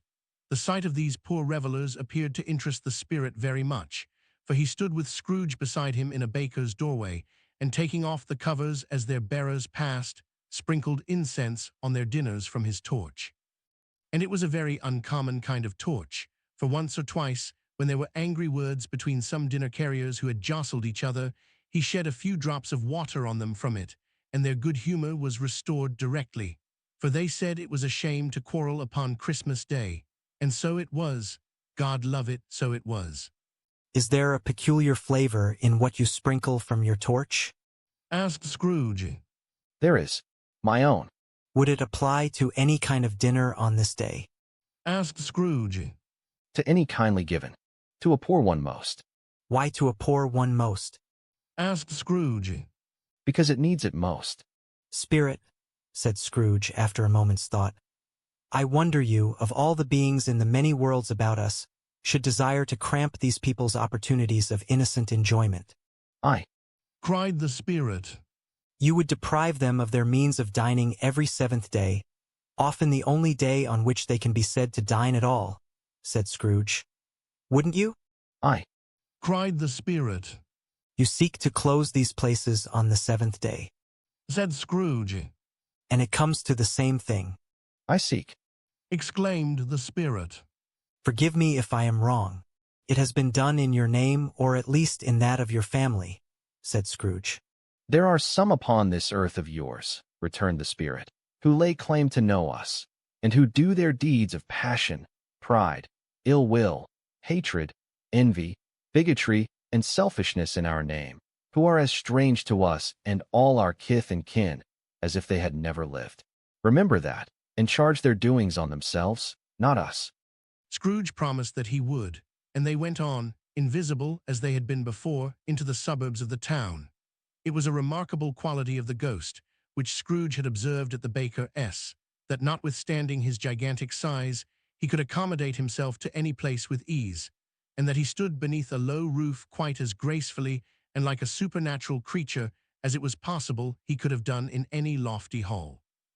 And perhaps it was the pleasure the good spirit had in showing off this power of his, or else it was his own kind, generous, hearty nature and his sympathy with all poor men that led him straight to Scrooge's clerk's, for there he went and took Scrooge with him, holding to his robe, and on the threshold of the door the spirit smiled and stopped to bless Bob Cratchit's dwelling with the sprinklings of his torch. Think of that. Bob had but 15 bob a week himself. He pocketed on Saturdays but 15 copies of his Christian name, and yet the ghost of Christmas present blessed his four-roomed house. Then up rose Mrs. Cratchit, Cratchit's wife, dressed out but poorly in a twice-turned gown, but brave in ribbons, which are cheap and make a goodly show for sixpence. And she laid the cloth, assisted by Belinda Cratchit, second of her daughters, also brave in ribbons, while Master Peter Cratchit plunged a fork into the saucepan of potatoes, and getting the corners of his monstrous shirt collar into his mouth, rejoiced to find himself so gallantly attired, and yearned to show his linen in the fashionable parks. And now two smaller Cratchits, boy and girl, came tearing in, screaming that outside the baker's they had smelt the goose, and known it for their own. And basking in luxurious thoughts of sage and onion, these young Cratchits danced about the table, and exalted Master Peter Cratchit to the skies, while he blew the fire, until the slow potatoes bubbling up, knocked loudly at the saucepan lid to be let out and peeled. What has ever got your precious father, then? And your brother, Tiny Tim, and Martha weren't as late last Christmas Day, by half an hour. Here's Martha, mother, said a girl appearing as she spoke. Here's Martha, mother, cried the two young Cratchits.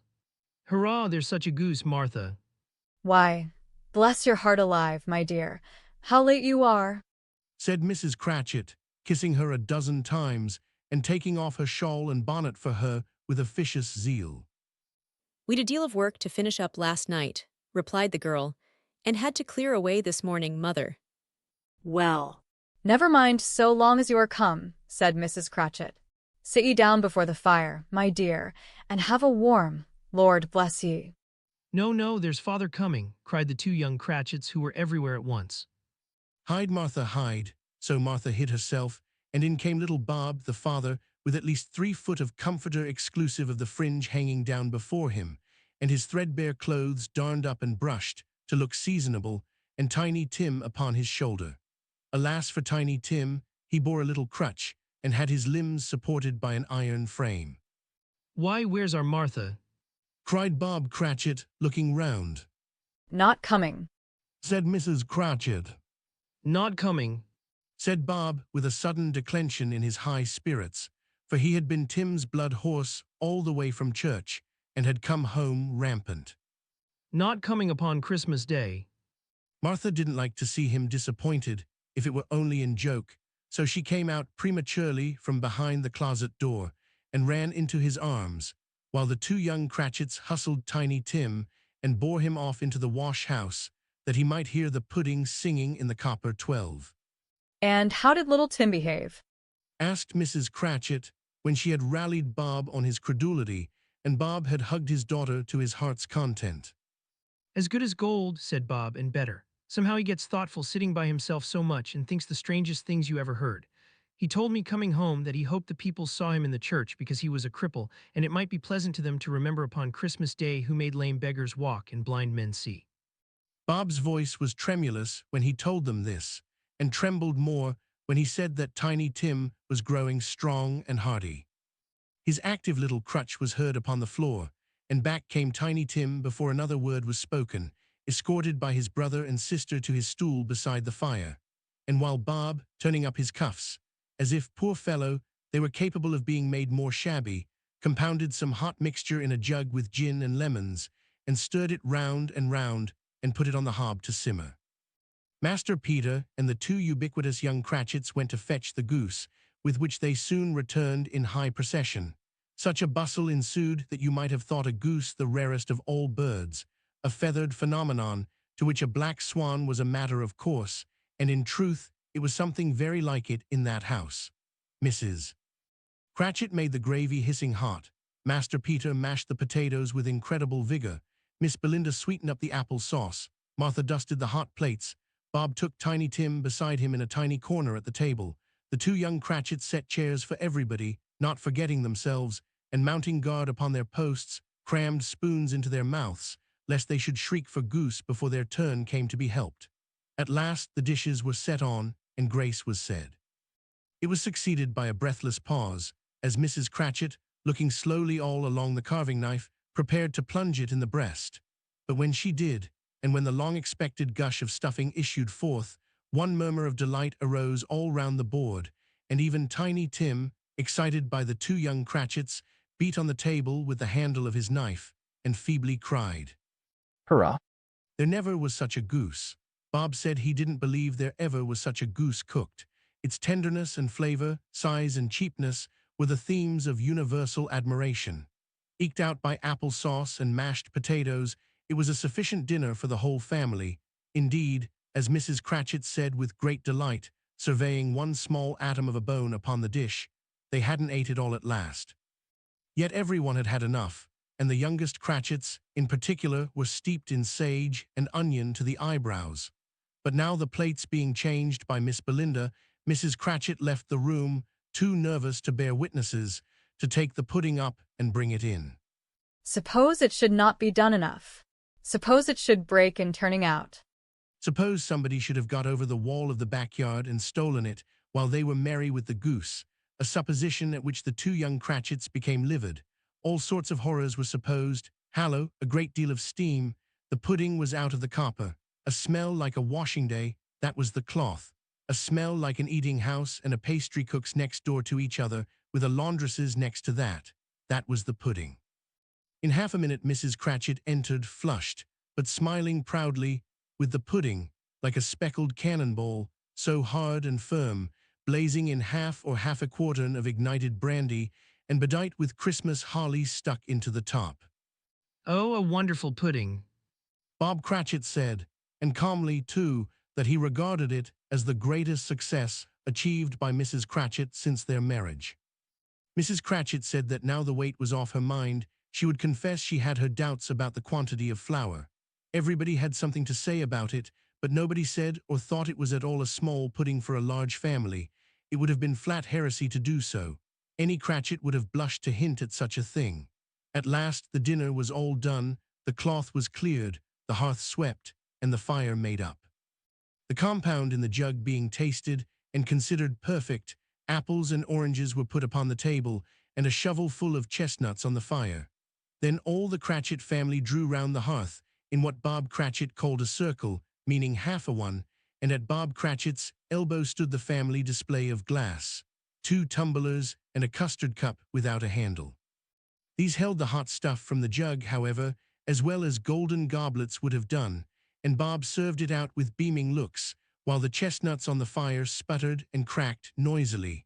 Then Bob proposed, A Merry Christmas to us all, my dears, God bless us. which all the family re-echoed. God bless us, everyone. Said Tiny Tim, the last of all. He sat very close to his father's side, upon his little stool. Bob held his withered little hand in his, as if he loved the child, and wished to keep him by his side, and dreaded that he might be taken from him. Spirit, said Scrooge, with an interest he had never felt before. Tell me if Tiny Tim will live. I see a vacant seat, replied the ghost, in the poor chimney corner, and a crutch without an owner, carefully preserved. If these shadows remain unaltered by the future, the child will die. No, no, said Scrooge. Oh, no, kind spirit, say he will be spared. If these shadows remain unaltered by the future, none other of my race, returned the ghost, will find him here. What then? If he be like to die, he had better do it, and decrease the surplus population. Scrooge hung his head to hear his own words quoted by the spirit, and was overcome with penitence and grief. Man, said the ghost, if man you be in heart, not adamant, forbear that wicked cant until you have discovered what the surplus is, and where it is. Will you decide what men shall live, what men shall die?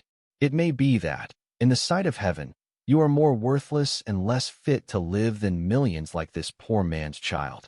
O God, to hear the insect on the leaf pronouncing on the too much life among his hungry brothers in the dust. Scrooge bent before the ghost's rebuke, and trembling cast his eyes upon the ground, but he raised them speedily on hearing his own name. Mr. Scrooge, Said Bob, I'll give you Mr. Scrooge, the founder of the feast. The founder of the feast indeed. cried Mrs. Cratchit, reddening. I wish I had him here. I'd give him a piece of my mind to feast upon, and I hope he'd have a good appetite for it.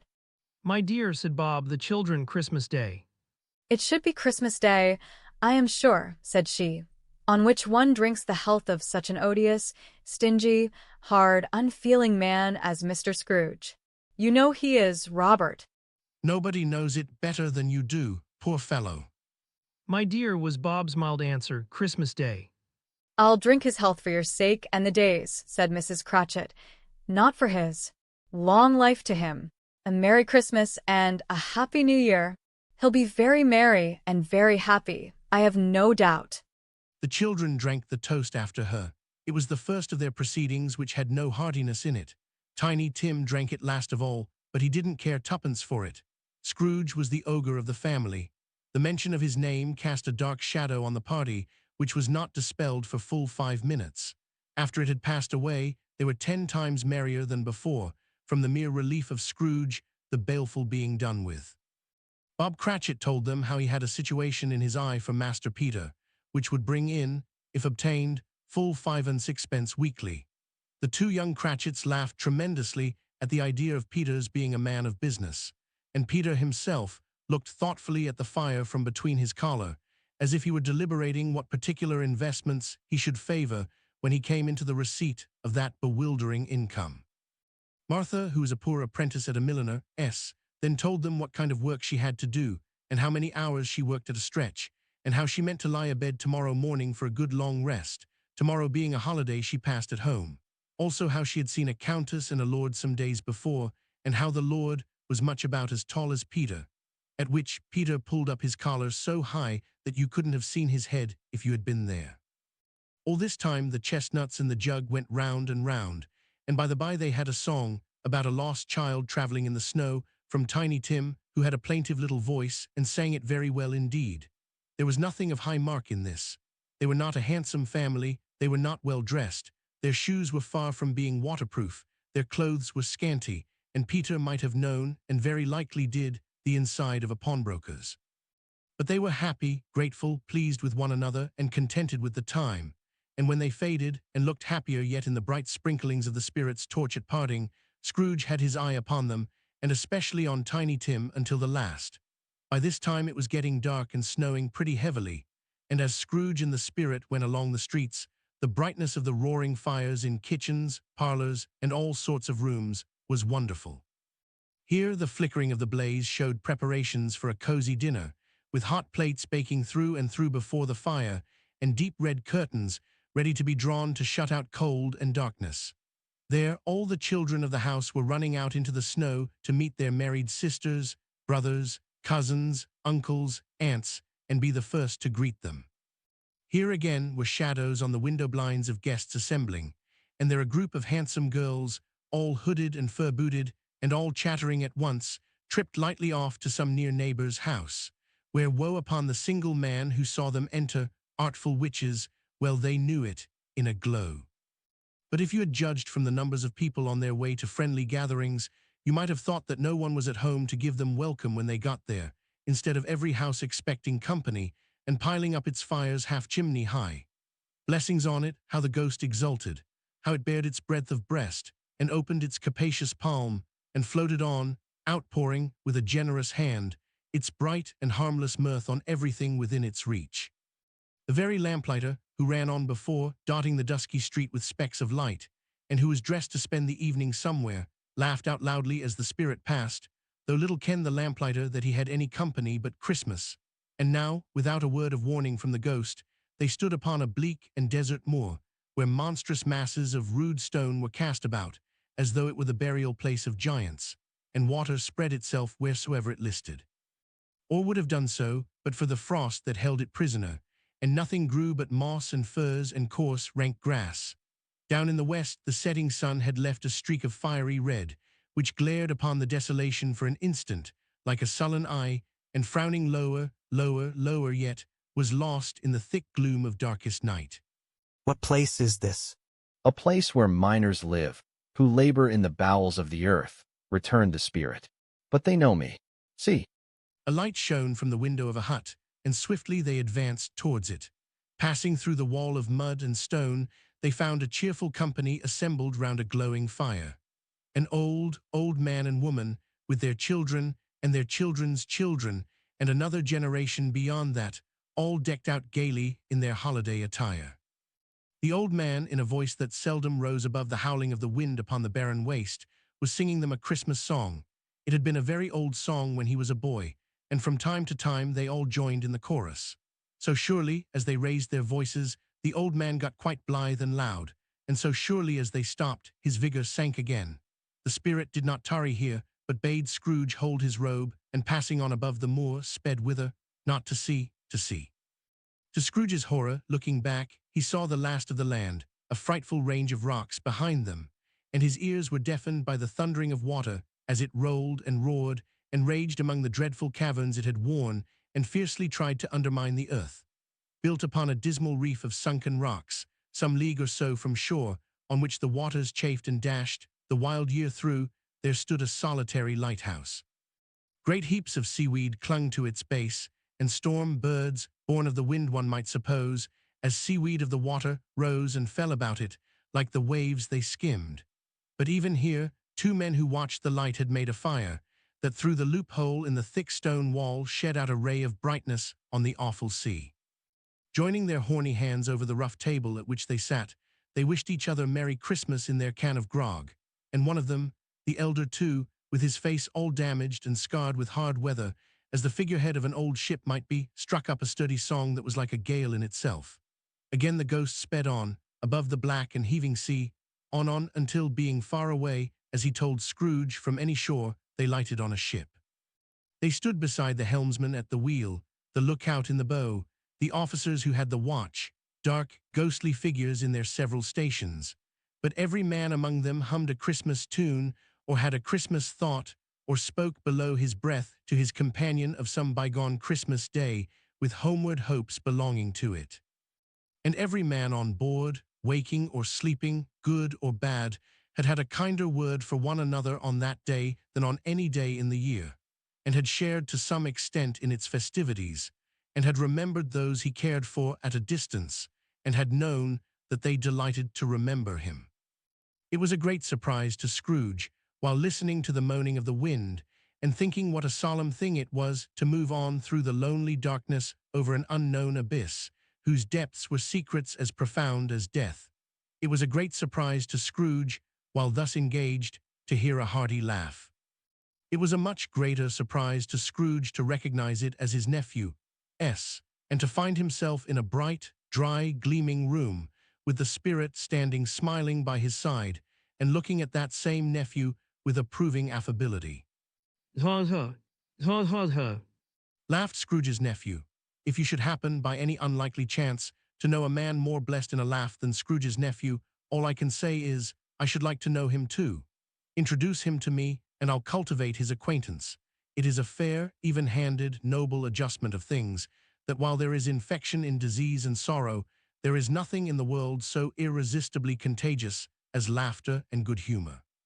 When Scrooge's nephew laughed in this way, holding his sides, rolling his head, and twisting his face into the most extravagant contortions, Scrooge's niece, by marriage, laughed as heartily as he, and their assembled friends, being not a bit behindhand, roared out lustily.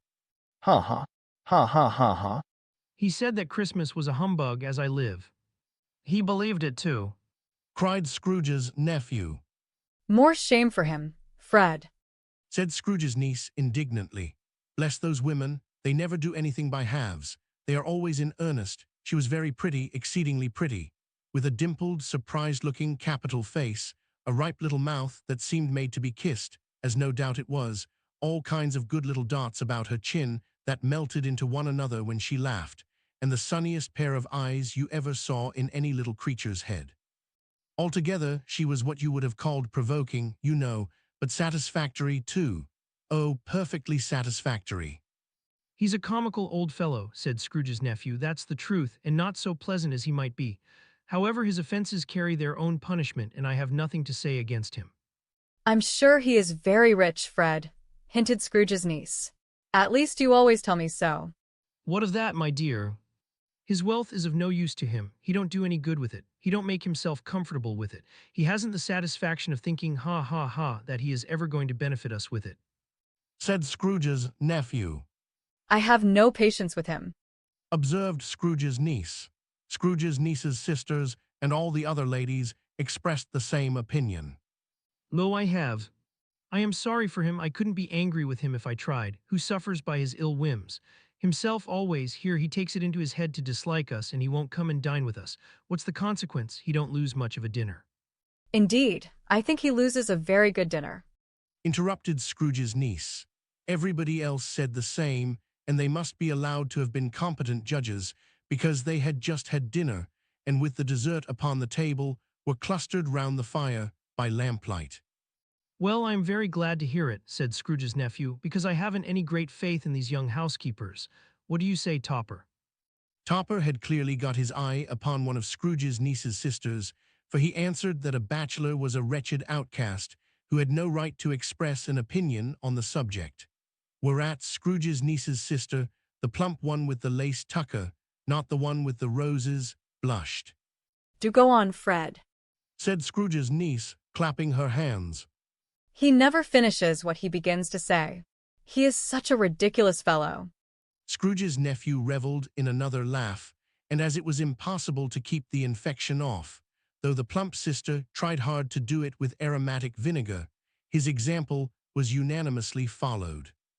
I was only going to say, said Scrooge's nephew, that the consequence of his taking a dislike to us and not making merry with us is, as I think, that he loses some pleasant moments which could do him no harm. I am sure he loses pleasanter companions than he can find in his own thoughts, either in his mouldy old office or his dusty chambers. I mean to give him the same chance every year, whether he likes it or not, for I pity him.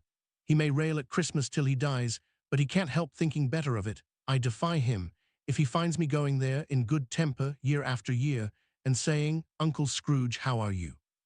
If it only puts him in the vein to leave his poor clerk £50, that's something, and I think I shook him yesterday.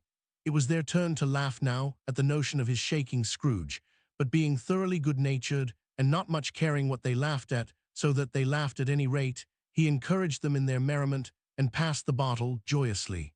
After tea, they had some music. For they were a musical family and knew what they were about. When they sung a glee or catch 13, I can assure you, especially Topper, who could growl away in the bass like a good one and never swell the large veins in his forehead or get red in the face over it. Scrooge's niece played well upon the harp, and played among other tunes a simple little air, a mere nothing. You might learn to whistle it in 2 minutes, which had been familiar to the child who fetched Scrooge from the boarding school, as he had been reminded by the ghost of Christmas past. When this strain of music sounded, all the things that ghost had shown him came upon his mind. He softened more and more, and thought that if he could have listened to it often, years ago, he might have cultivated the kindnesses of life for his own happiness with his own hands, without resorting to the sexton's spade that buried Jacob Marley. But they didn't devote the whole evening to music. After a while they played at forfeits, for it is good to be children sometimes, and never better than at Christmas, when its mighty founder was a child himself. Stop. There was first a game at blind man's buff. Of course there was, and I no more believe Topper was really blind than I believe he had eyes in his boots. My opinion is that it was a done thing between him and Scrooge's nephew, and that the ghost of Christmas present knew it. The way he went after that plump sister in the lace tucker was an outrage on the credulity of human nature. Knocking down the fire irons, tumbling over the chairs, bumping up against the piano, smothering himself among the curtains, wherever she went, there went he. He always knew where the plump sister was. He wouldn't catch anybody else. If you had fallen up against him on purpose, he would have made a feint of endeavoring to seize you, which would have been an affront to your understanding, and would instantly have sidled off in the direction of the plump sister. She often cried out that it wasn't fair, and it really was not. But when at last he caught her, when, in spite of all her silken rustlings and her rapid flutterings past him, he got her into a corner whence there was no escape, then his conduct was the most execrable.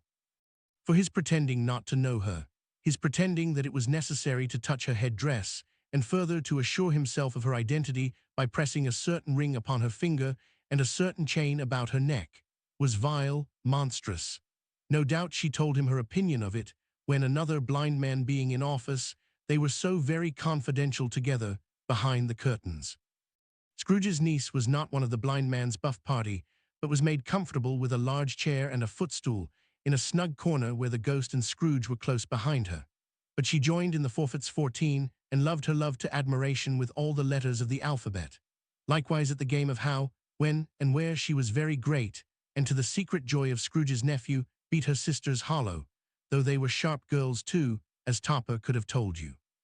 There might have been 20 people there, young and old, but they all played, and so did Scrooge, for wholly forgetting in the interest he had in what was going on that his voice made no sound in their ears, he sometimes came out with his guess quite loud, and very often guessed right too, for the sharpest needle, best white-ecapel, warranted not to cut in the eye, was not sharper than Scrooge, blunt as he took it in his head to be.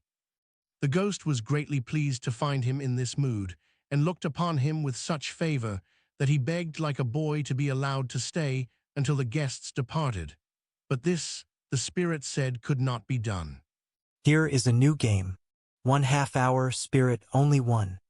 It was a game called Yes and No, where Scrooge's nephew had to think of something, and the rest must find out what, he only answering to their questions yes or no, as the case was.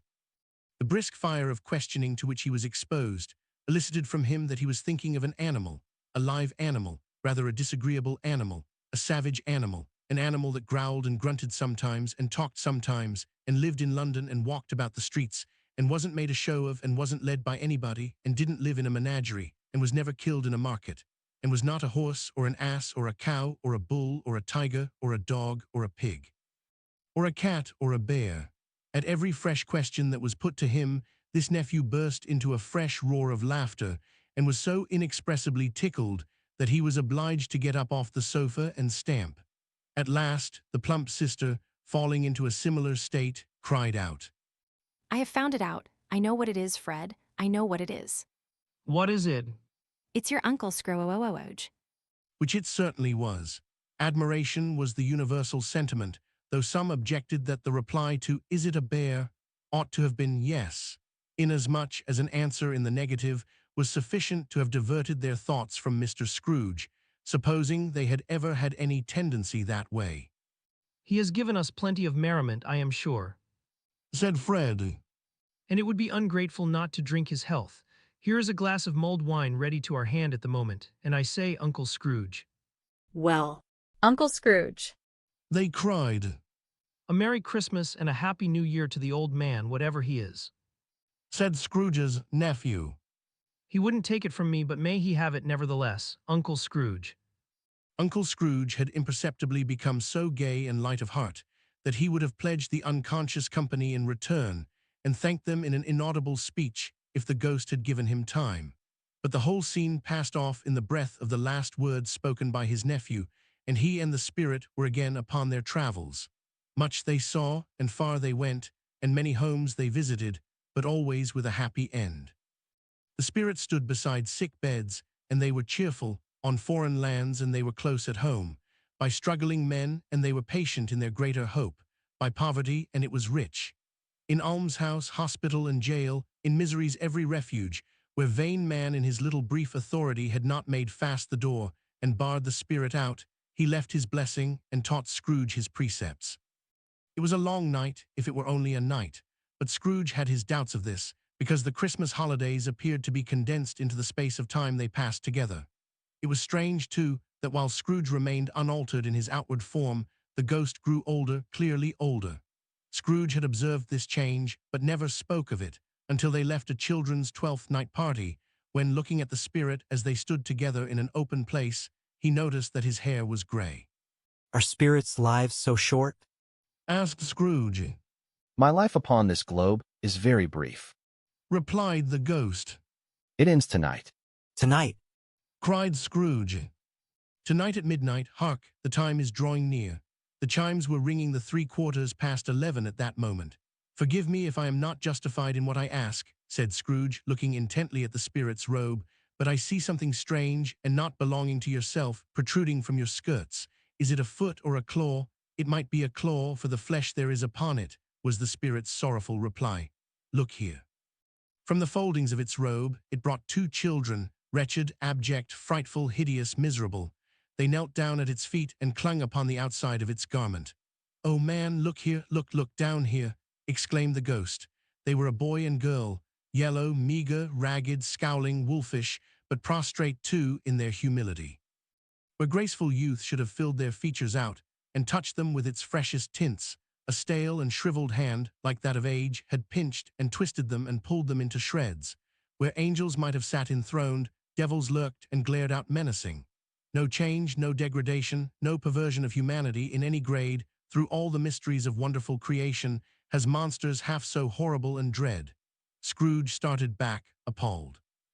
Having them shown to him in this way, he tried to say they were fine children, but the words choked themselves, rather than be parties to a lie of such enormous magnitude. Spirit, are they yours? Scrooge could say no more. They are man's, said the spirit, looking down upon them, and they cling to me, appealing from their fathers. This boy is ignorance, this girl is want. Beware of them both, and all of their degree, but most of all beware this boy, for on his brow I see that written which is doom, unless the writing be erased. Deny it, cried the spirit, stretching out its hand towards the city. Slander those who tell it ye, admit it for your factious purposes and make it worse, and bide the end. Have they no refuge or resource? Cried Scrooge. Are there no prisons? Said the spirit, turning on him for the last time with his own words. Are there no workhouses? The bells struck 12. Scrooge looked about him for the ghost, and saw it not. As the last stroke ceased to vibrate, he remembered the prediction of old Jacob Marley, and lifting up his eyes, beheld a solemn phantom, draped and hooded, coming like a mist along the ground towards him. A Christmas Carol, Stave 4, the last of the spirits. The phantom slowly, gravely, silently approached. When it came near him, Scrooge bent down upon his knee, for in the very air through which this spirit moved it seemed to scatter gloom and mystery. It was shrouded in a deep black garment, which concealed its head, its face, its form, and left nothing of it visible, save one outstretched hand. But for this it would have been difficult to detach its figure from the night, and separate it from the darkness by which it was surrounded. He felt that it was tall and stately when it came beside him, and that its mysterious presence filled him with a solemn dread. He knew no more, for the spirit neither spoke nor moved. I am in the presence of the ghost of Christmas yet to come? Said Scrooge. The spirit answered not, but pointed onward with its hand. You are about to show me shadows of the things that have not happened, but will happen in the time before us. Scrooge pursued. Is that so, spirit? The upper portion of the garment was contracted for an instant in its folds, as if the spirit had inclined its head. That was the only answer he received. Although well used to ghostly company by this time, Scrooge feared the silent shape so much that his legs trembled beneath him, and he found that he could hardly stand when he prepared to follow it. The spirit paused a moment, as observing his condition and giving him time to recover, but Scrooge was all the worse for this.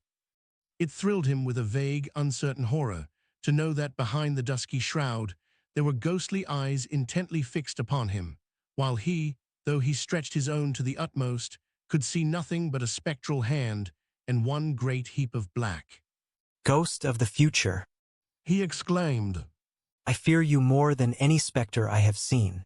But as I know your purpose is to do me good, and as I hope to live to be another man from what I was, I am prepared to bear your company, and do it with a thankful heart.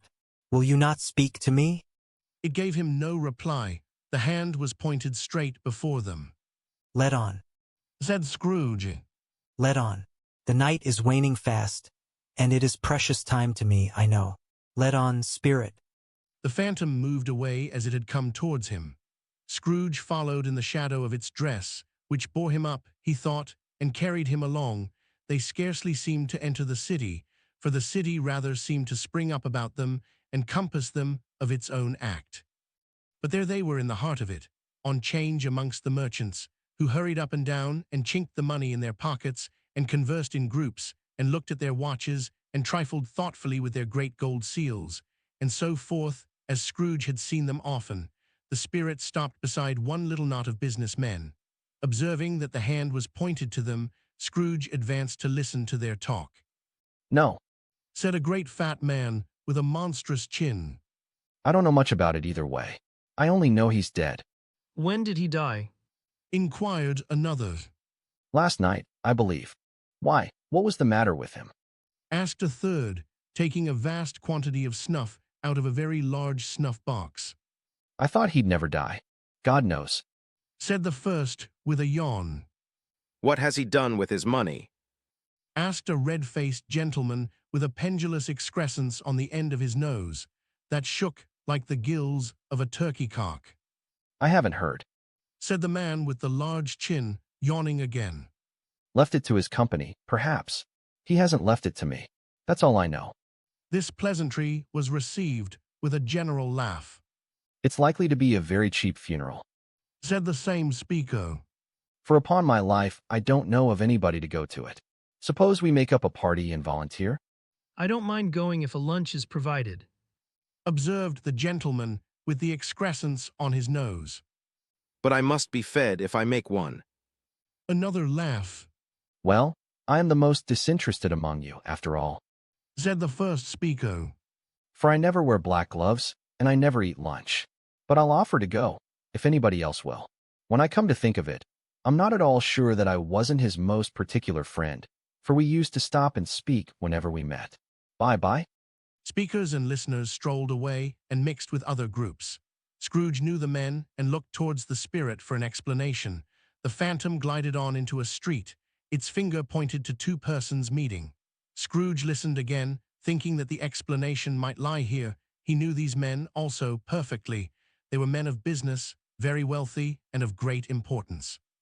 He had made a point always of standing well in their esteem, in a business point of view, that is, strictly in a business point of view. How are you? How are you? Returned the other. Well, Said the first. Old Scratch has got his own at last, hey. So I am told. Returned the second. Cold, isn't it? Seasonable for Christmas time. You are not a skater, I suppose. No, something else to think of. Good morning. Not another word. That was their meeting, their conversation, and their parting. Scrooge was at first inclined to be surprised that the spirit should attach importance to conversations apparently so trivial, but feeling assured that they must have some hidden purpose, he set himself to consider what it was likely to be. They could scarcely be supposed to have any bearing on the death of Jacob, his old partner, for that was past, and this ghost's province was the future. Nor could he think of anyone immediately connected with himself to whom he could apply them. but nothing doubting that to whomsoever they applied they had some latent moral for his own improvement, he resolved to treasure up every word he heard and everything he saw, and especially to observe the shadow of himself when it appeared, for he had an expectation that the conduct of his future self would give him the clue he missed, and would render the solution of these riddles easy. He looked about in that very place for his own image, but another man stood in his accustomed corner, and though the clock pointed to his usual time of day for being there, he saw no likeness of himself among the multitudes that poured in through the porch. It gave him little surprise, however, for he had been revolving in his mind a change of life, and thought and hoped he saw his newborn resolutions carried out in this. Quiet and dark, beside him stood the phantom with its outstretched hand. When he roused himself from his thoughtful quest, he fancied from the turn of the hand, and its situation in reference to himself, that the unseen eyes were looking at him keenly. It made him shudder and feel very cold. They left the busy scene and went into an obscure part of the town, where Scrooge had never penetrated before, although he recognized its situation and its bad repute.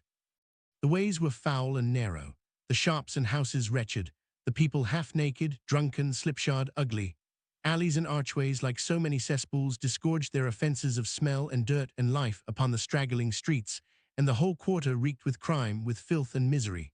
Far in this den of infamous resort, there was a low-browed, beetling shop, below a penthouse roof, where iron, old rags, bottles, bones, and greasy offal were bought. Upon the floor within were piled up heaps of rusty keys, nails, chains, hinges, files, scales, weights, and refuse iron of all kinds. Secrets that few would like to scrutinize were bred and hidden in mountains of unseemly rags, masses of corrupted fat, and sepulchres of bones. Sitting in among the wares he dealt in, by a charcoal stove made of old bricks, was a gray-haired rascal, nearly 70 years of age, who had screened himself from the cold air without by a frowsy curtaining of miscellaneous tatters hung upon a line, and smoked his pipe in all the luxury of calm retirement. Scrooge and the phantom came into the presence of this man, just as a woman with a heavy bundle slunk into the shop.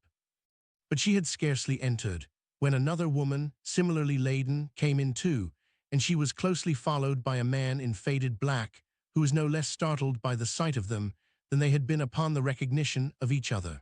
After a short period of blank astonishment, in which the old man with the pipe had joined them, they all three burst into a laugh. Let the charwoman alone to be the first, cried she who had entered first. Let the laundress alone to be the second, and let the undertaker's man alone to be the third. Look here, old Joe, here's a chance. If we haven't all three met here, without meaning it. You couldn't have met in a better place, said old Joe, removing his pipe from his mouth. Come into the parlor. You were made free of it long ago, you know, and the other two ain't strangers. Stop till I shut the door of the shop. Ah, how it squeaks. There ain't such a rusty bit of metal in the place as its own hinges, I believe, and I'm sure there's no such old bones here as mine. Ha ha, we're all suitable to our calling, we're well matched. Come into the parlor, come into the parlor. The parlor was the space behind the screen of rags. The old man raked the fire together with an old stair-rod, and having trimmed his smoky lamp with the stem of his pipe, put it into his mouth again.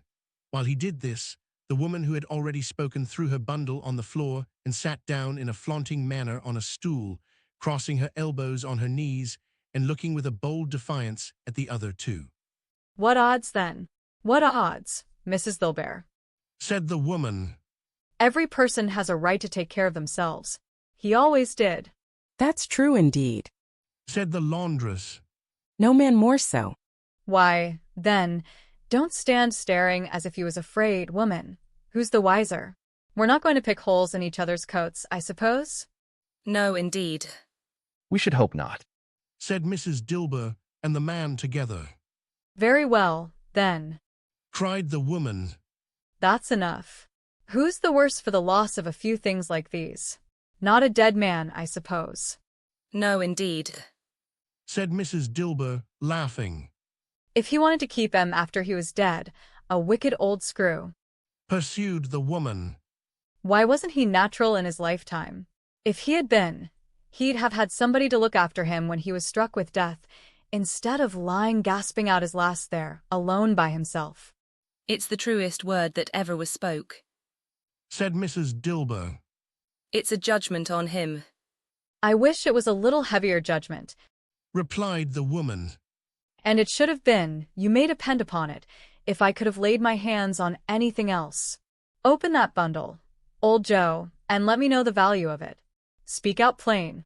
I'm not afraid to be the first, nor afraid for them to see it.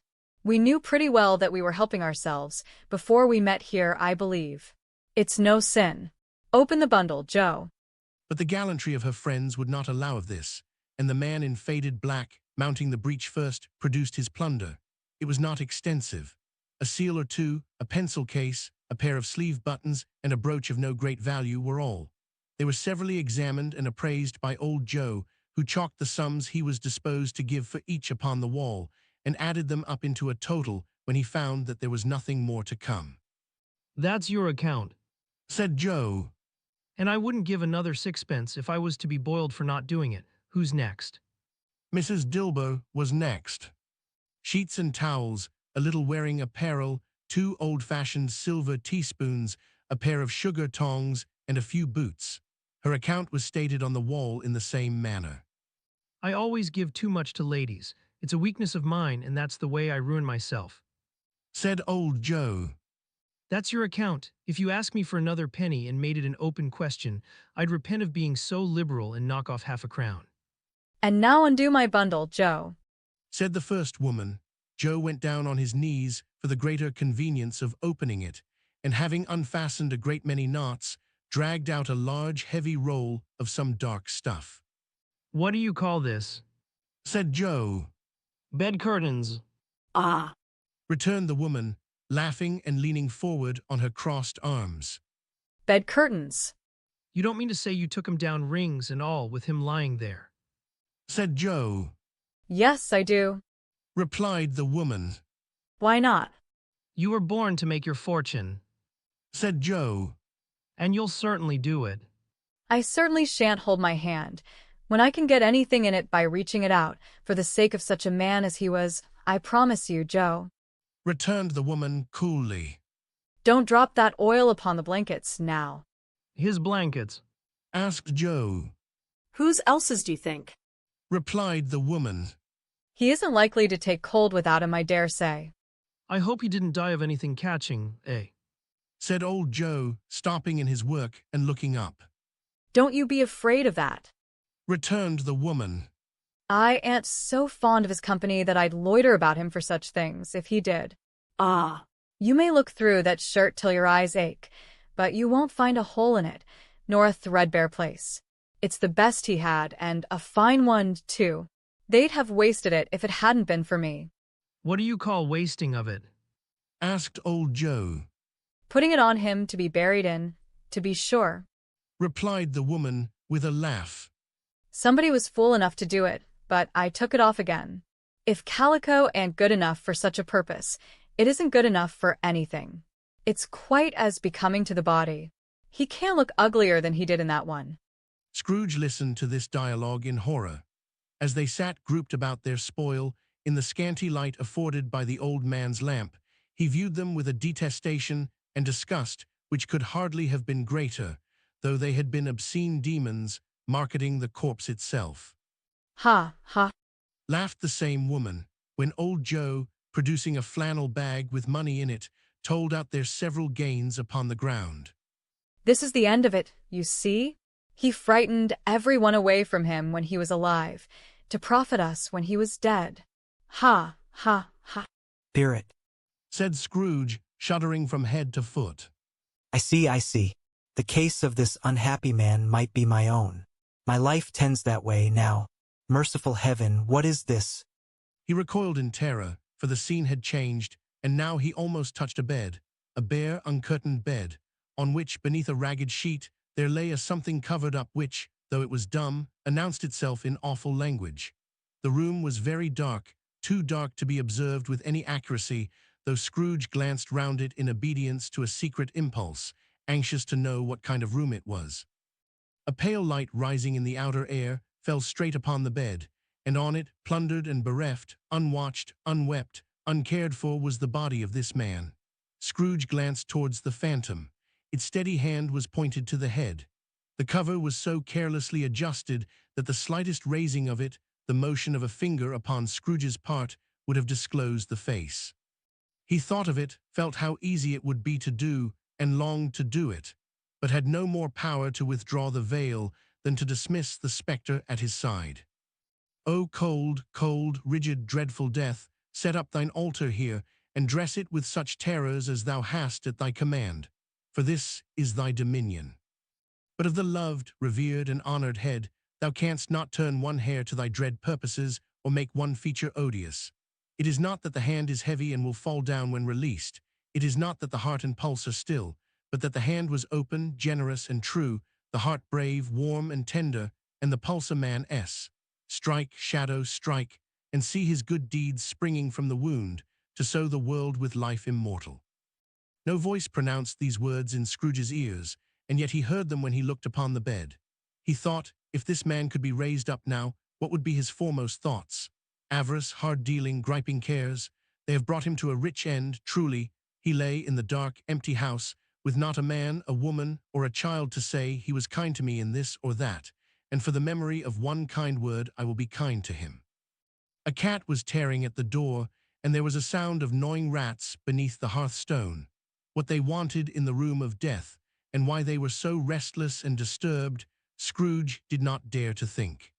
Spirit, this is a fearful place. In leaving it, I shall not leave its lesson. Trust me. Let us go, he said. Still the ghost pointed, with an unmoved finger to the head. I understand you, and I would do it if I could. But I have not the power, Spirit. I have not the power. Scrooge returned.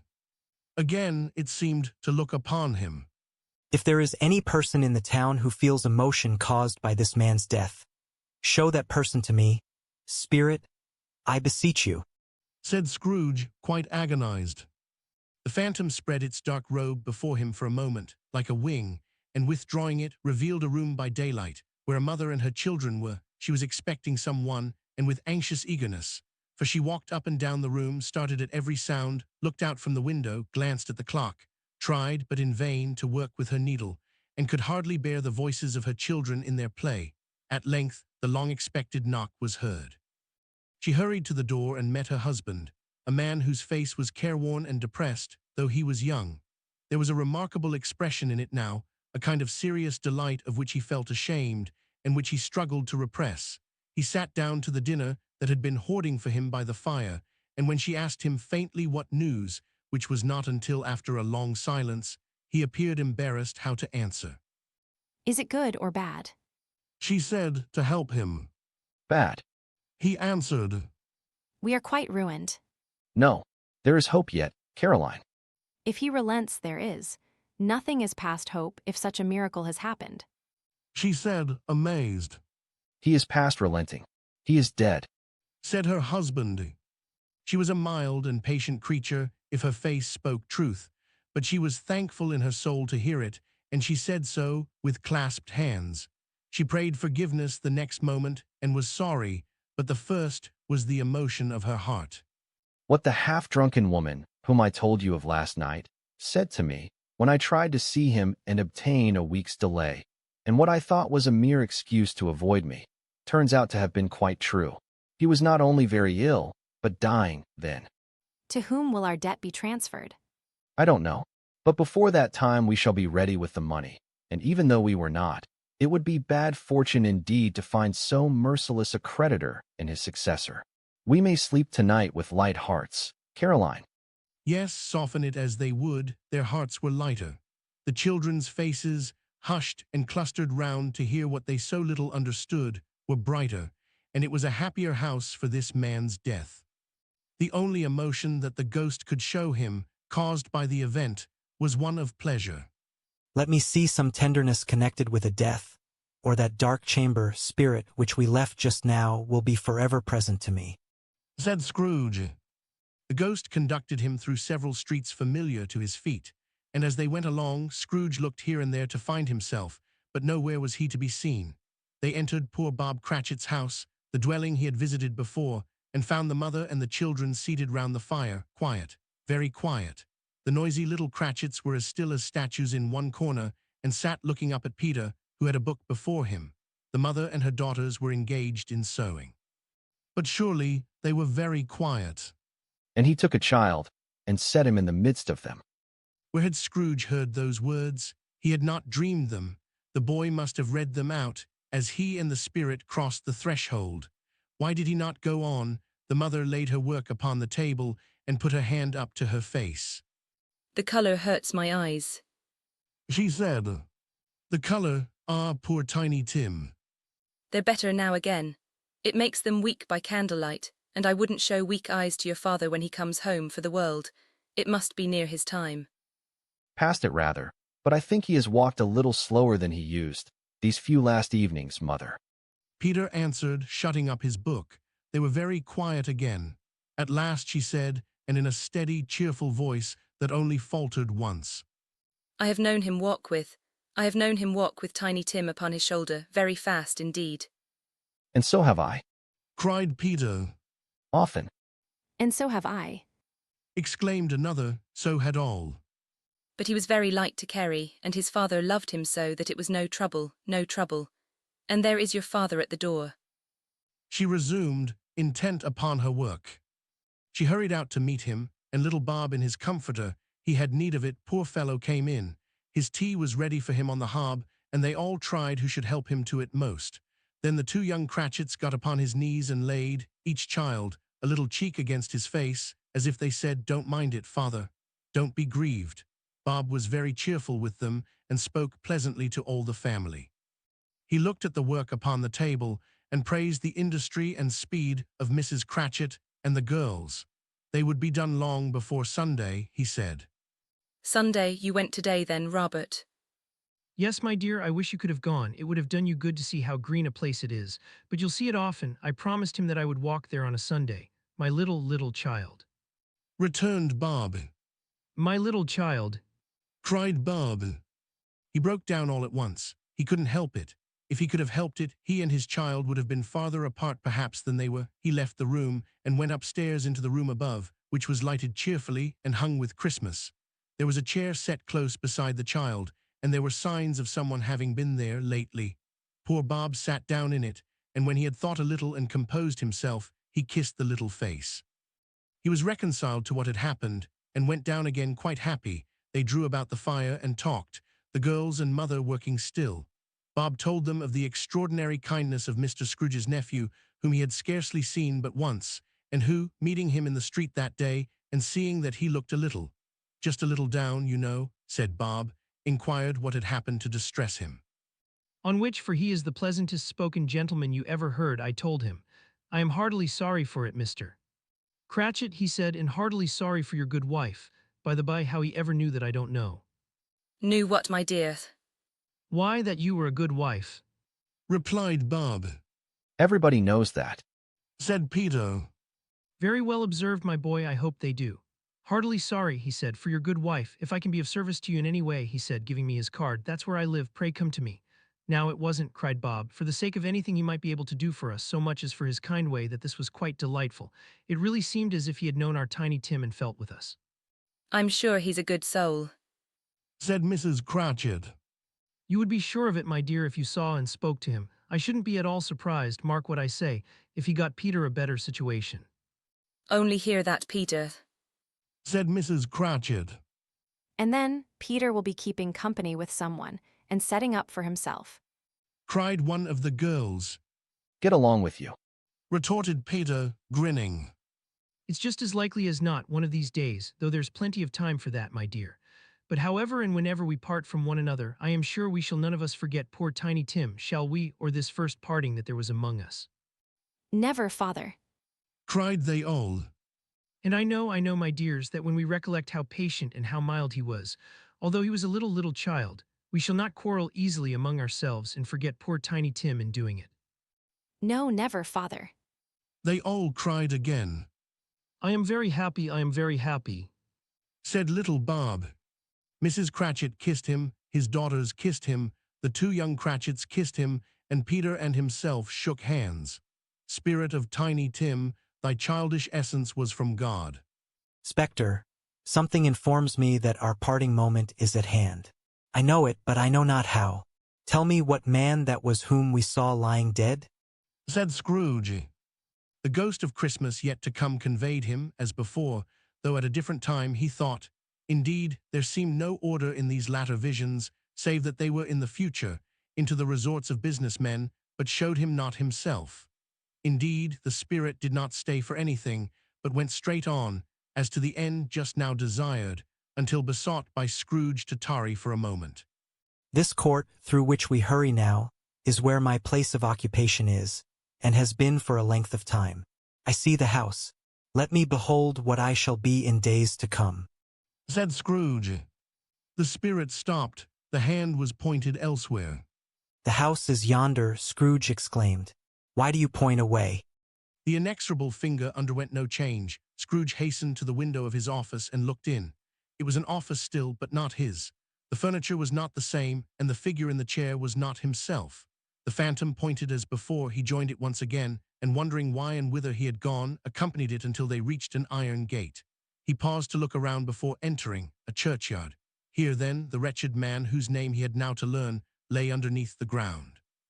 It was a worthy place, walled in by houses, overrun by grass and weeds, the growth of vegetation's death, not life, choked up with too much burying, fat with repleted appetite. A worthy place.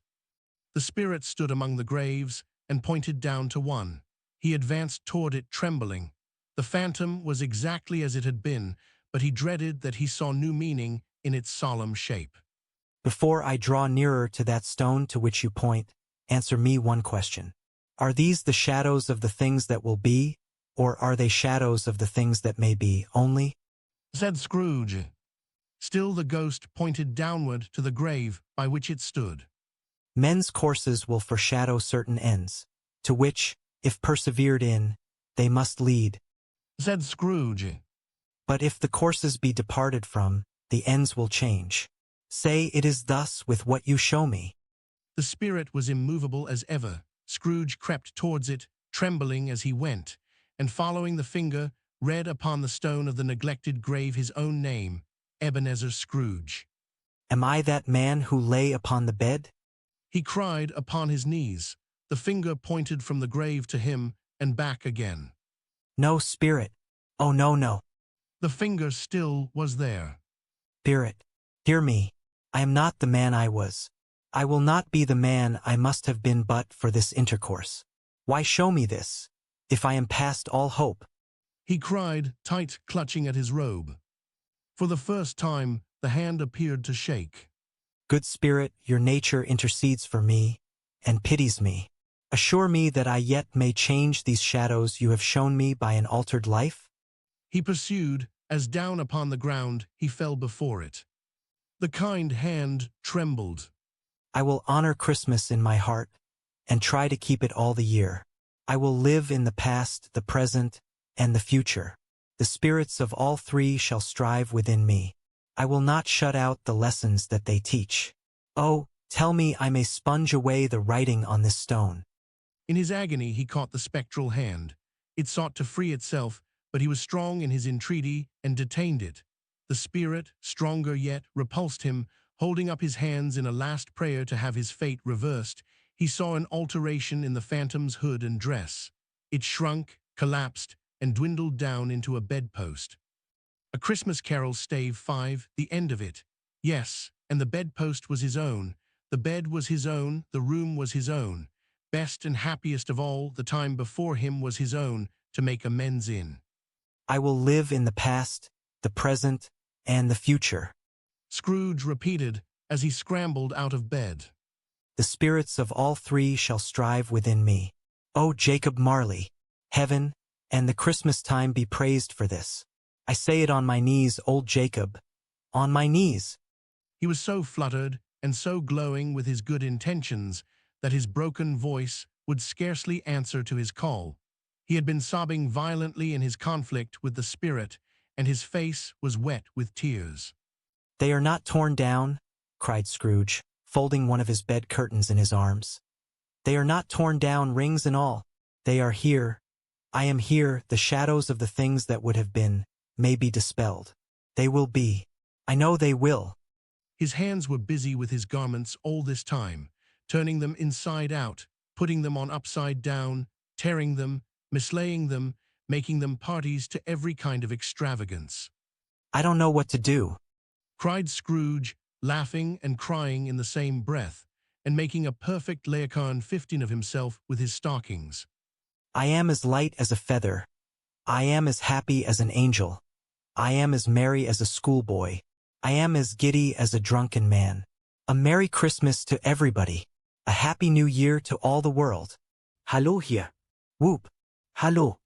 He had frisked into the sitting room, and was now standing there, perfectly winded. There's the saucepan that the gruel was in. Cried Scrooge, starting off again, and going round the fireplace.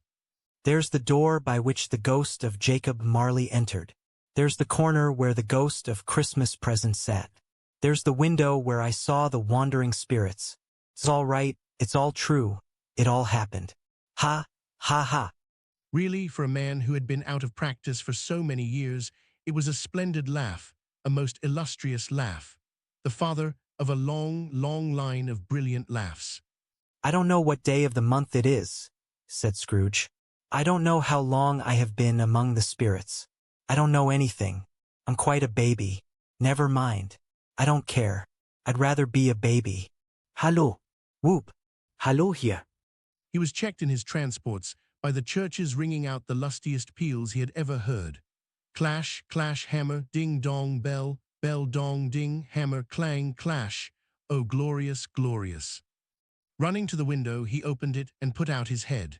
No fog, no mist, clear, bright, jovial, stirring, cold, cold, piping for the blood to dance to, golden sunlight, heavenly sky, sweet fresh air, merry bells.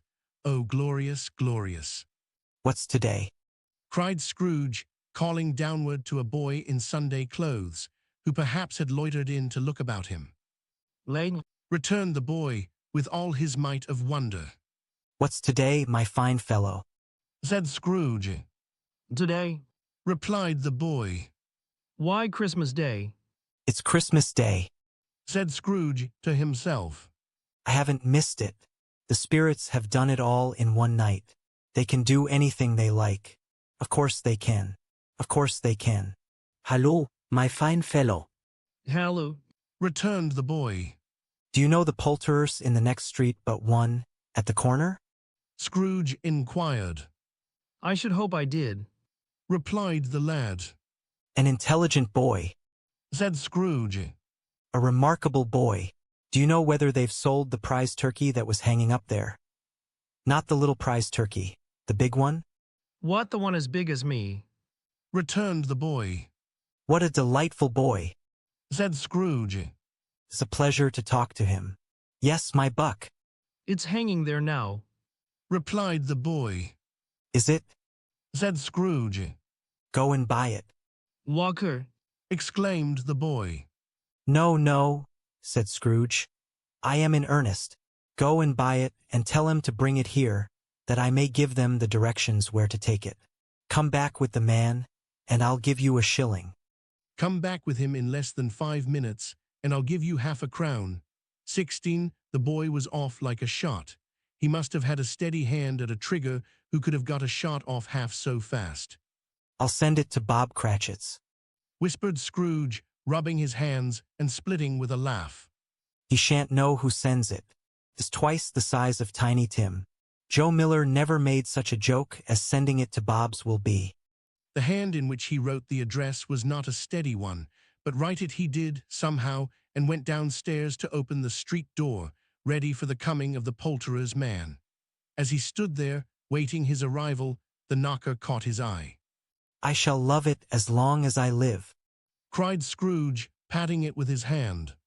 I scarcely ever looked at it before. What an honest expression it has in its face. It's a wonderful knocker. Here's the turkey. Hallo. Whoop. How are you? Merry Christmas. It was a turkey. He never could have stood upon his legs, that bird. He would have snapped 'em short off in a minute, like sticks of sealing wax. Why, it's impossible to carry that to Camden Town, said Scrooge. You must have a cab. The chuckle with which he said this, and the chuckle with which he paid for the turkey, and the chuckle with which he paid for the cab, and the chuckle with which he recompensed the boy were only to be exceeded by the chuckle with which he sat down breathless in his chair again, and chuckled till he cried. Shaving was not an easy task, for his hand continued to shake very much, and shaving requires attention even when you don't dance while you are at it. But if he had cut the end of his nose off, he would have put a piece of sticking plaster over it and been quite satisfied. He dressed himself all in his best, and at last got out into the streets. The people were by this time pouring forth, as he had seen them with the ghost of Christmas present, and walking with his hands behind him, Scrooge regarded everyone with a delighted smile. He looked so irresistibly pleasant, in a word, that 3 or 4 good-humored fellows said, "Good morning, sir, a Merry Christmas to you." And Scrooge said often afterwards that of all the blithe sounds he had ever heard, those were the blithest in his ears. He had not gone far, when coming on towards him he beheld the portly gentleman who had walked into his counting-house the day before, and said, "Scrooge and Marley's, I believe." It sent a pang across his heart to think how this old gentleman would look upon him when they met, but he knew what path lay straight before him, and he took it. "My dear sir," said Scrooge, quickening his pace, and taking the old gentleman by both hands. "how do you do? I hope you succeeded yesterday. It was very kind of you. A Merry Christmas to you, sir." Mr. Scrooge. "Yes, said Scrooge. that is my name, and I fear it may not be pleasant to you. Allow me to ask your pardon. And will you have the goodness—" Here Scrooge whispered in his ear. Lord bless me. Cried the gentleman, as if his breath were taken away. My dear Mr. Scrooge, are you serious? "If you please." Said Scrooge. "Not a farthing less. A great many back payments are included in it, I assure you. Will you do me that favor?" My dear sir, said the other, shaking hands with him. I don't know what to say to such munifi. "Don't say anything, please," retorted Scrooge. "Come and see me. Will you come and see me?" I will. Cried the old gentleman, and it was clear he meant to do it. "Thank ye," said Scrooge. "I am much obliged to you. I thank you 50 times. Bless you."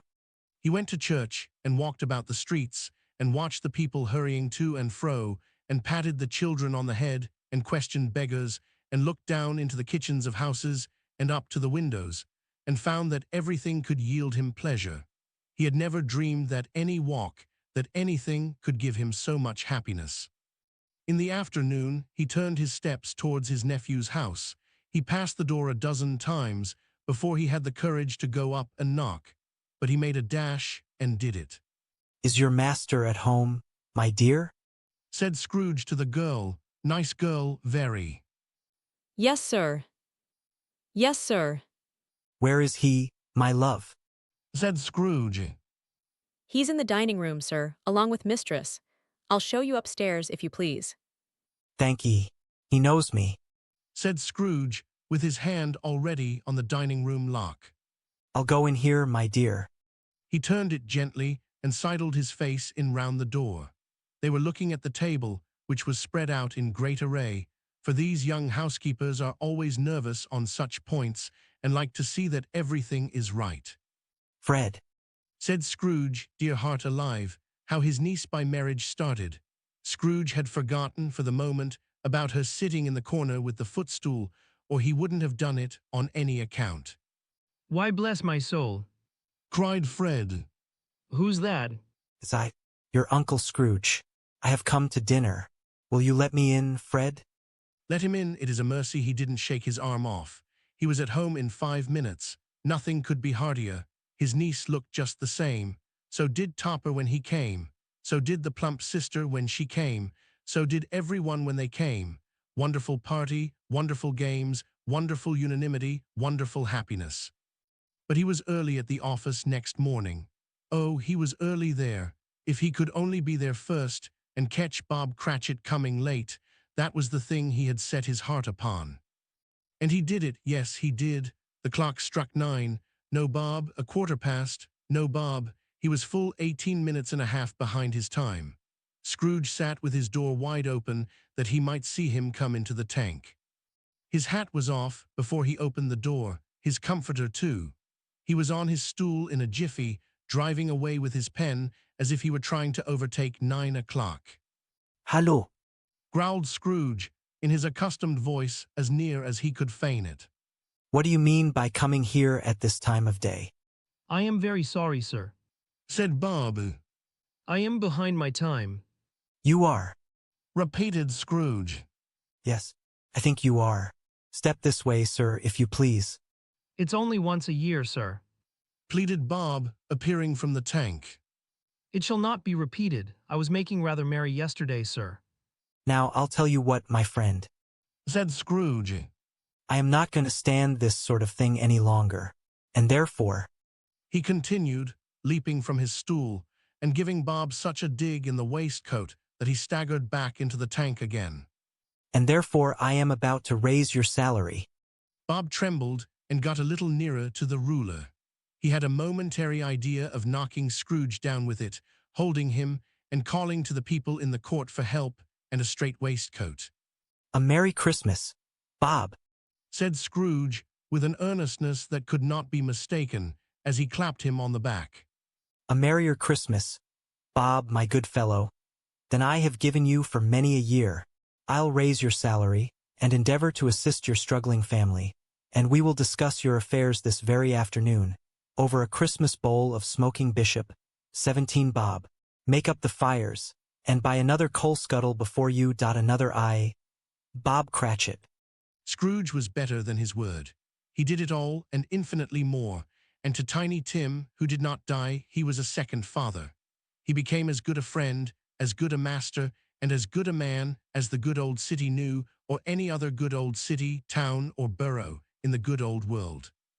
Some people laughed to see the alteration in him, but he let them laugh, and little heeded them, for he was wise enough to know that nothing ever happened on this globe for good, at which some people did not have their fill of laughter in the outset, and knowing that such as these would be blind anyway, he thought it quite as well that they should wrinkle up their eyes in grins as have the malady in less attractive forms. His own heart laughed, and that was quite enough for him. He had no further intercourse with spirits, but lived upon the total abstinence principle ever afterwards, and it was always said of him that he knew how to keep Christmas well if any man alive possessed the knowledge. May that be truly said of us and all of us. And so, as Tiny Tim observed, God bless us, everyone.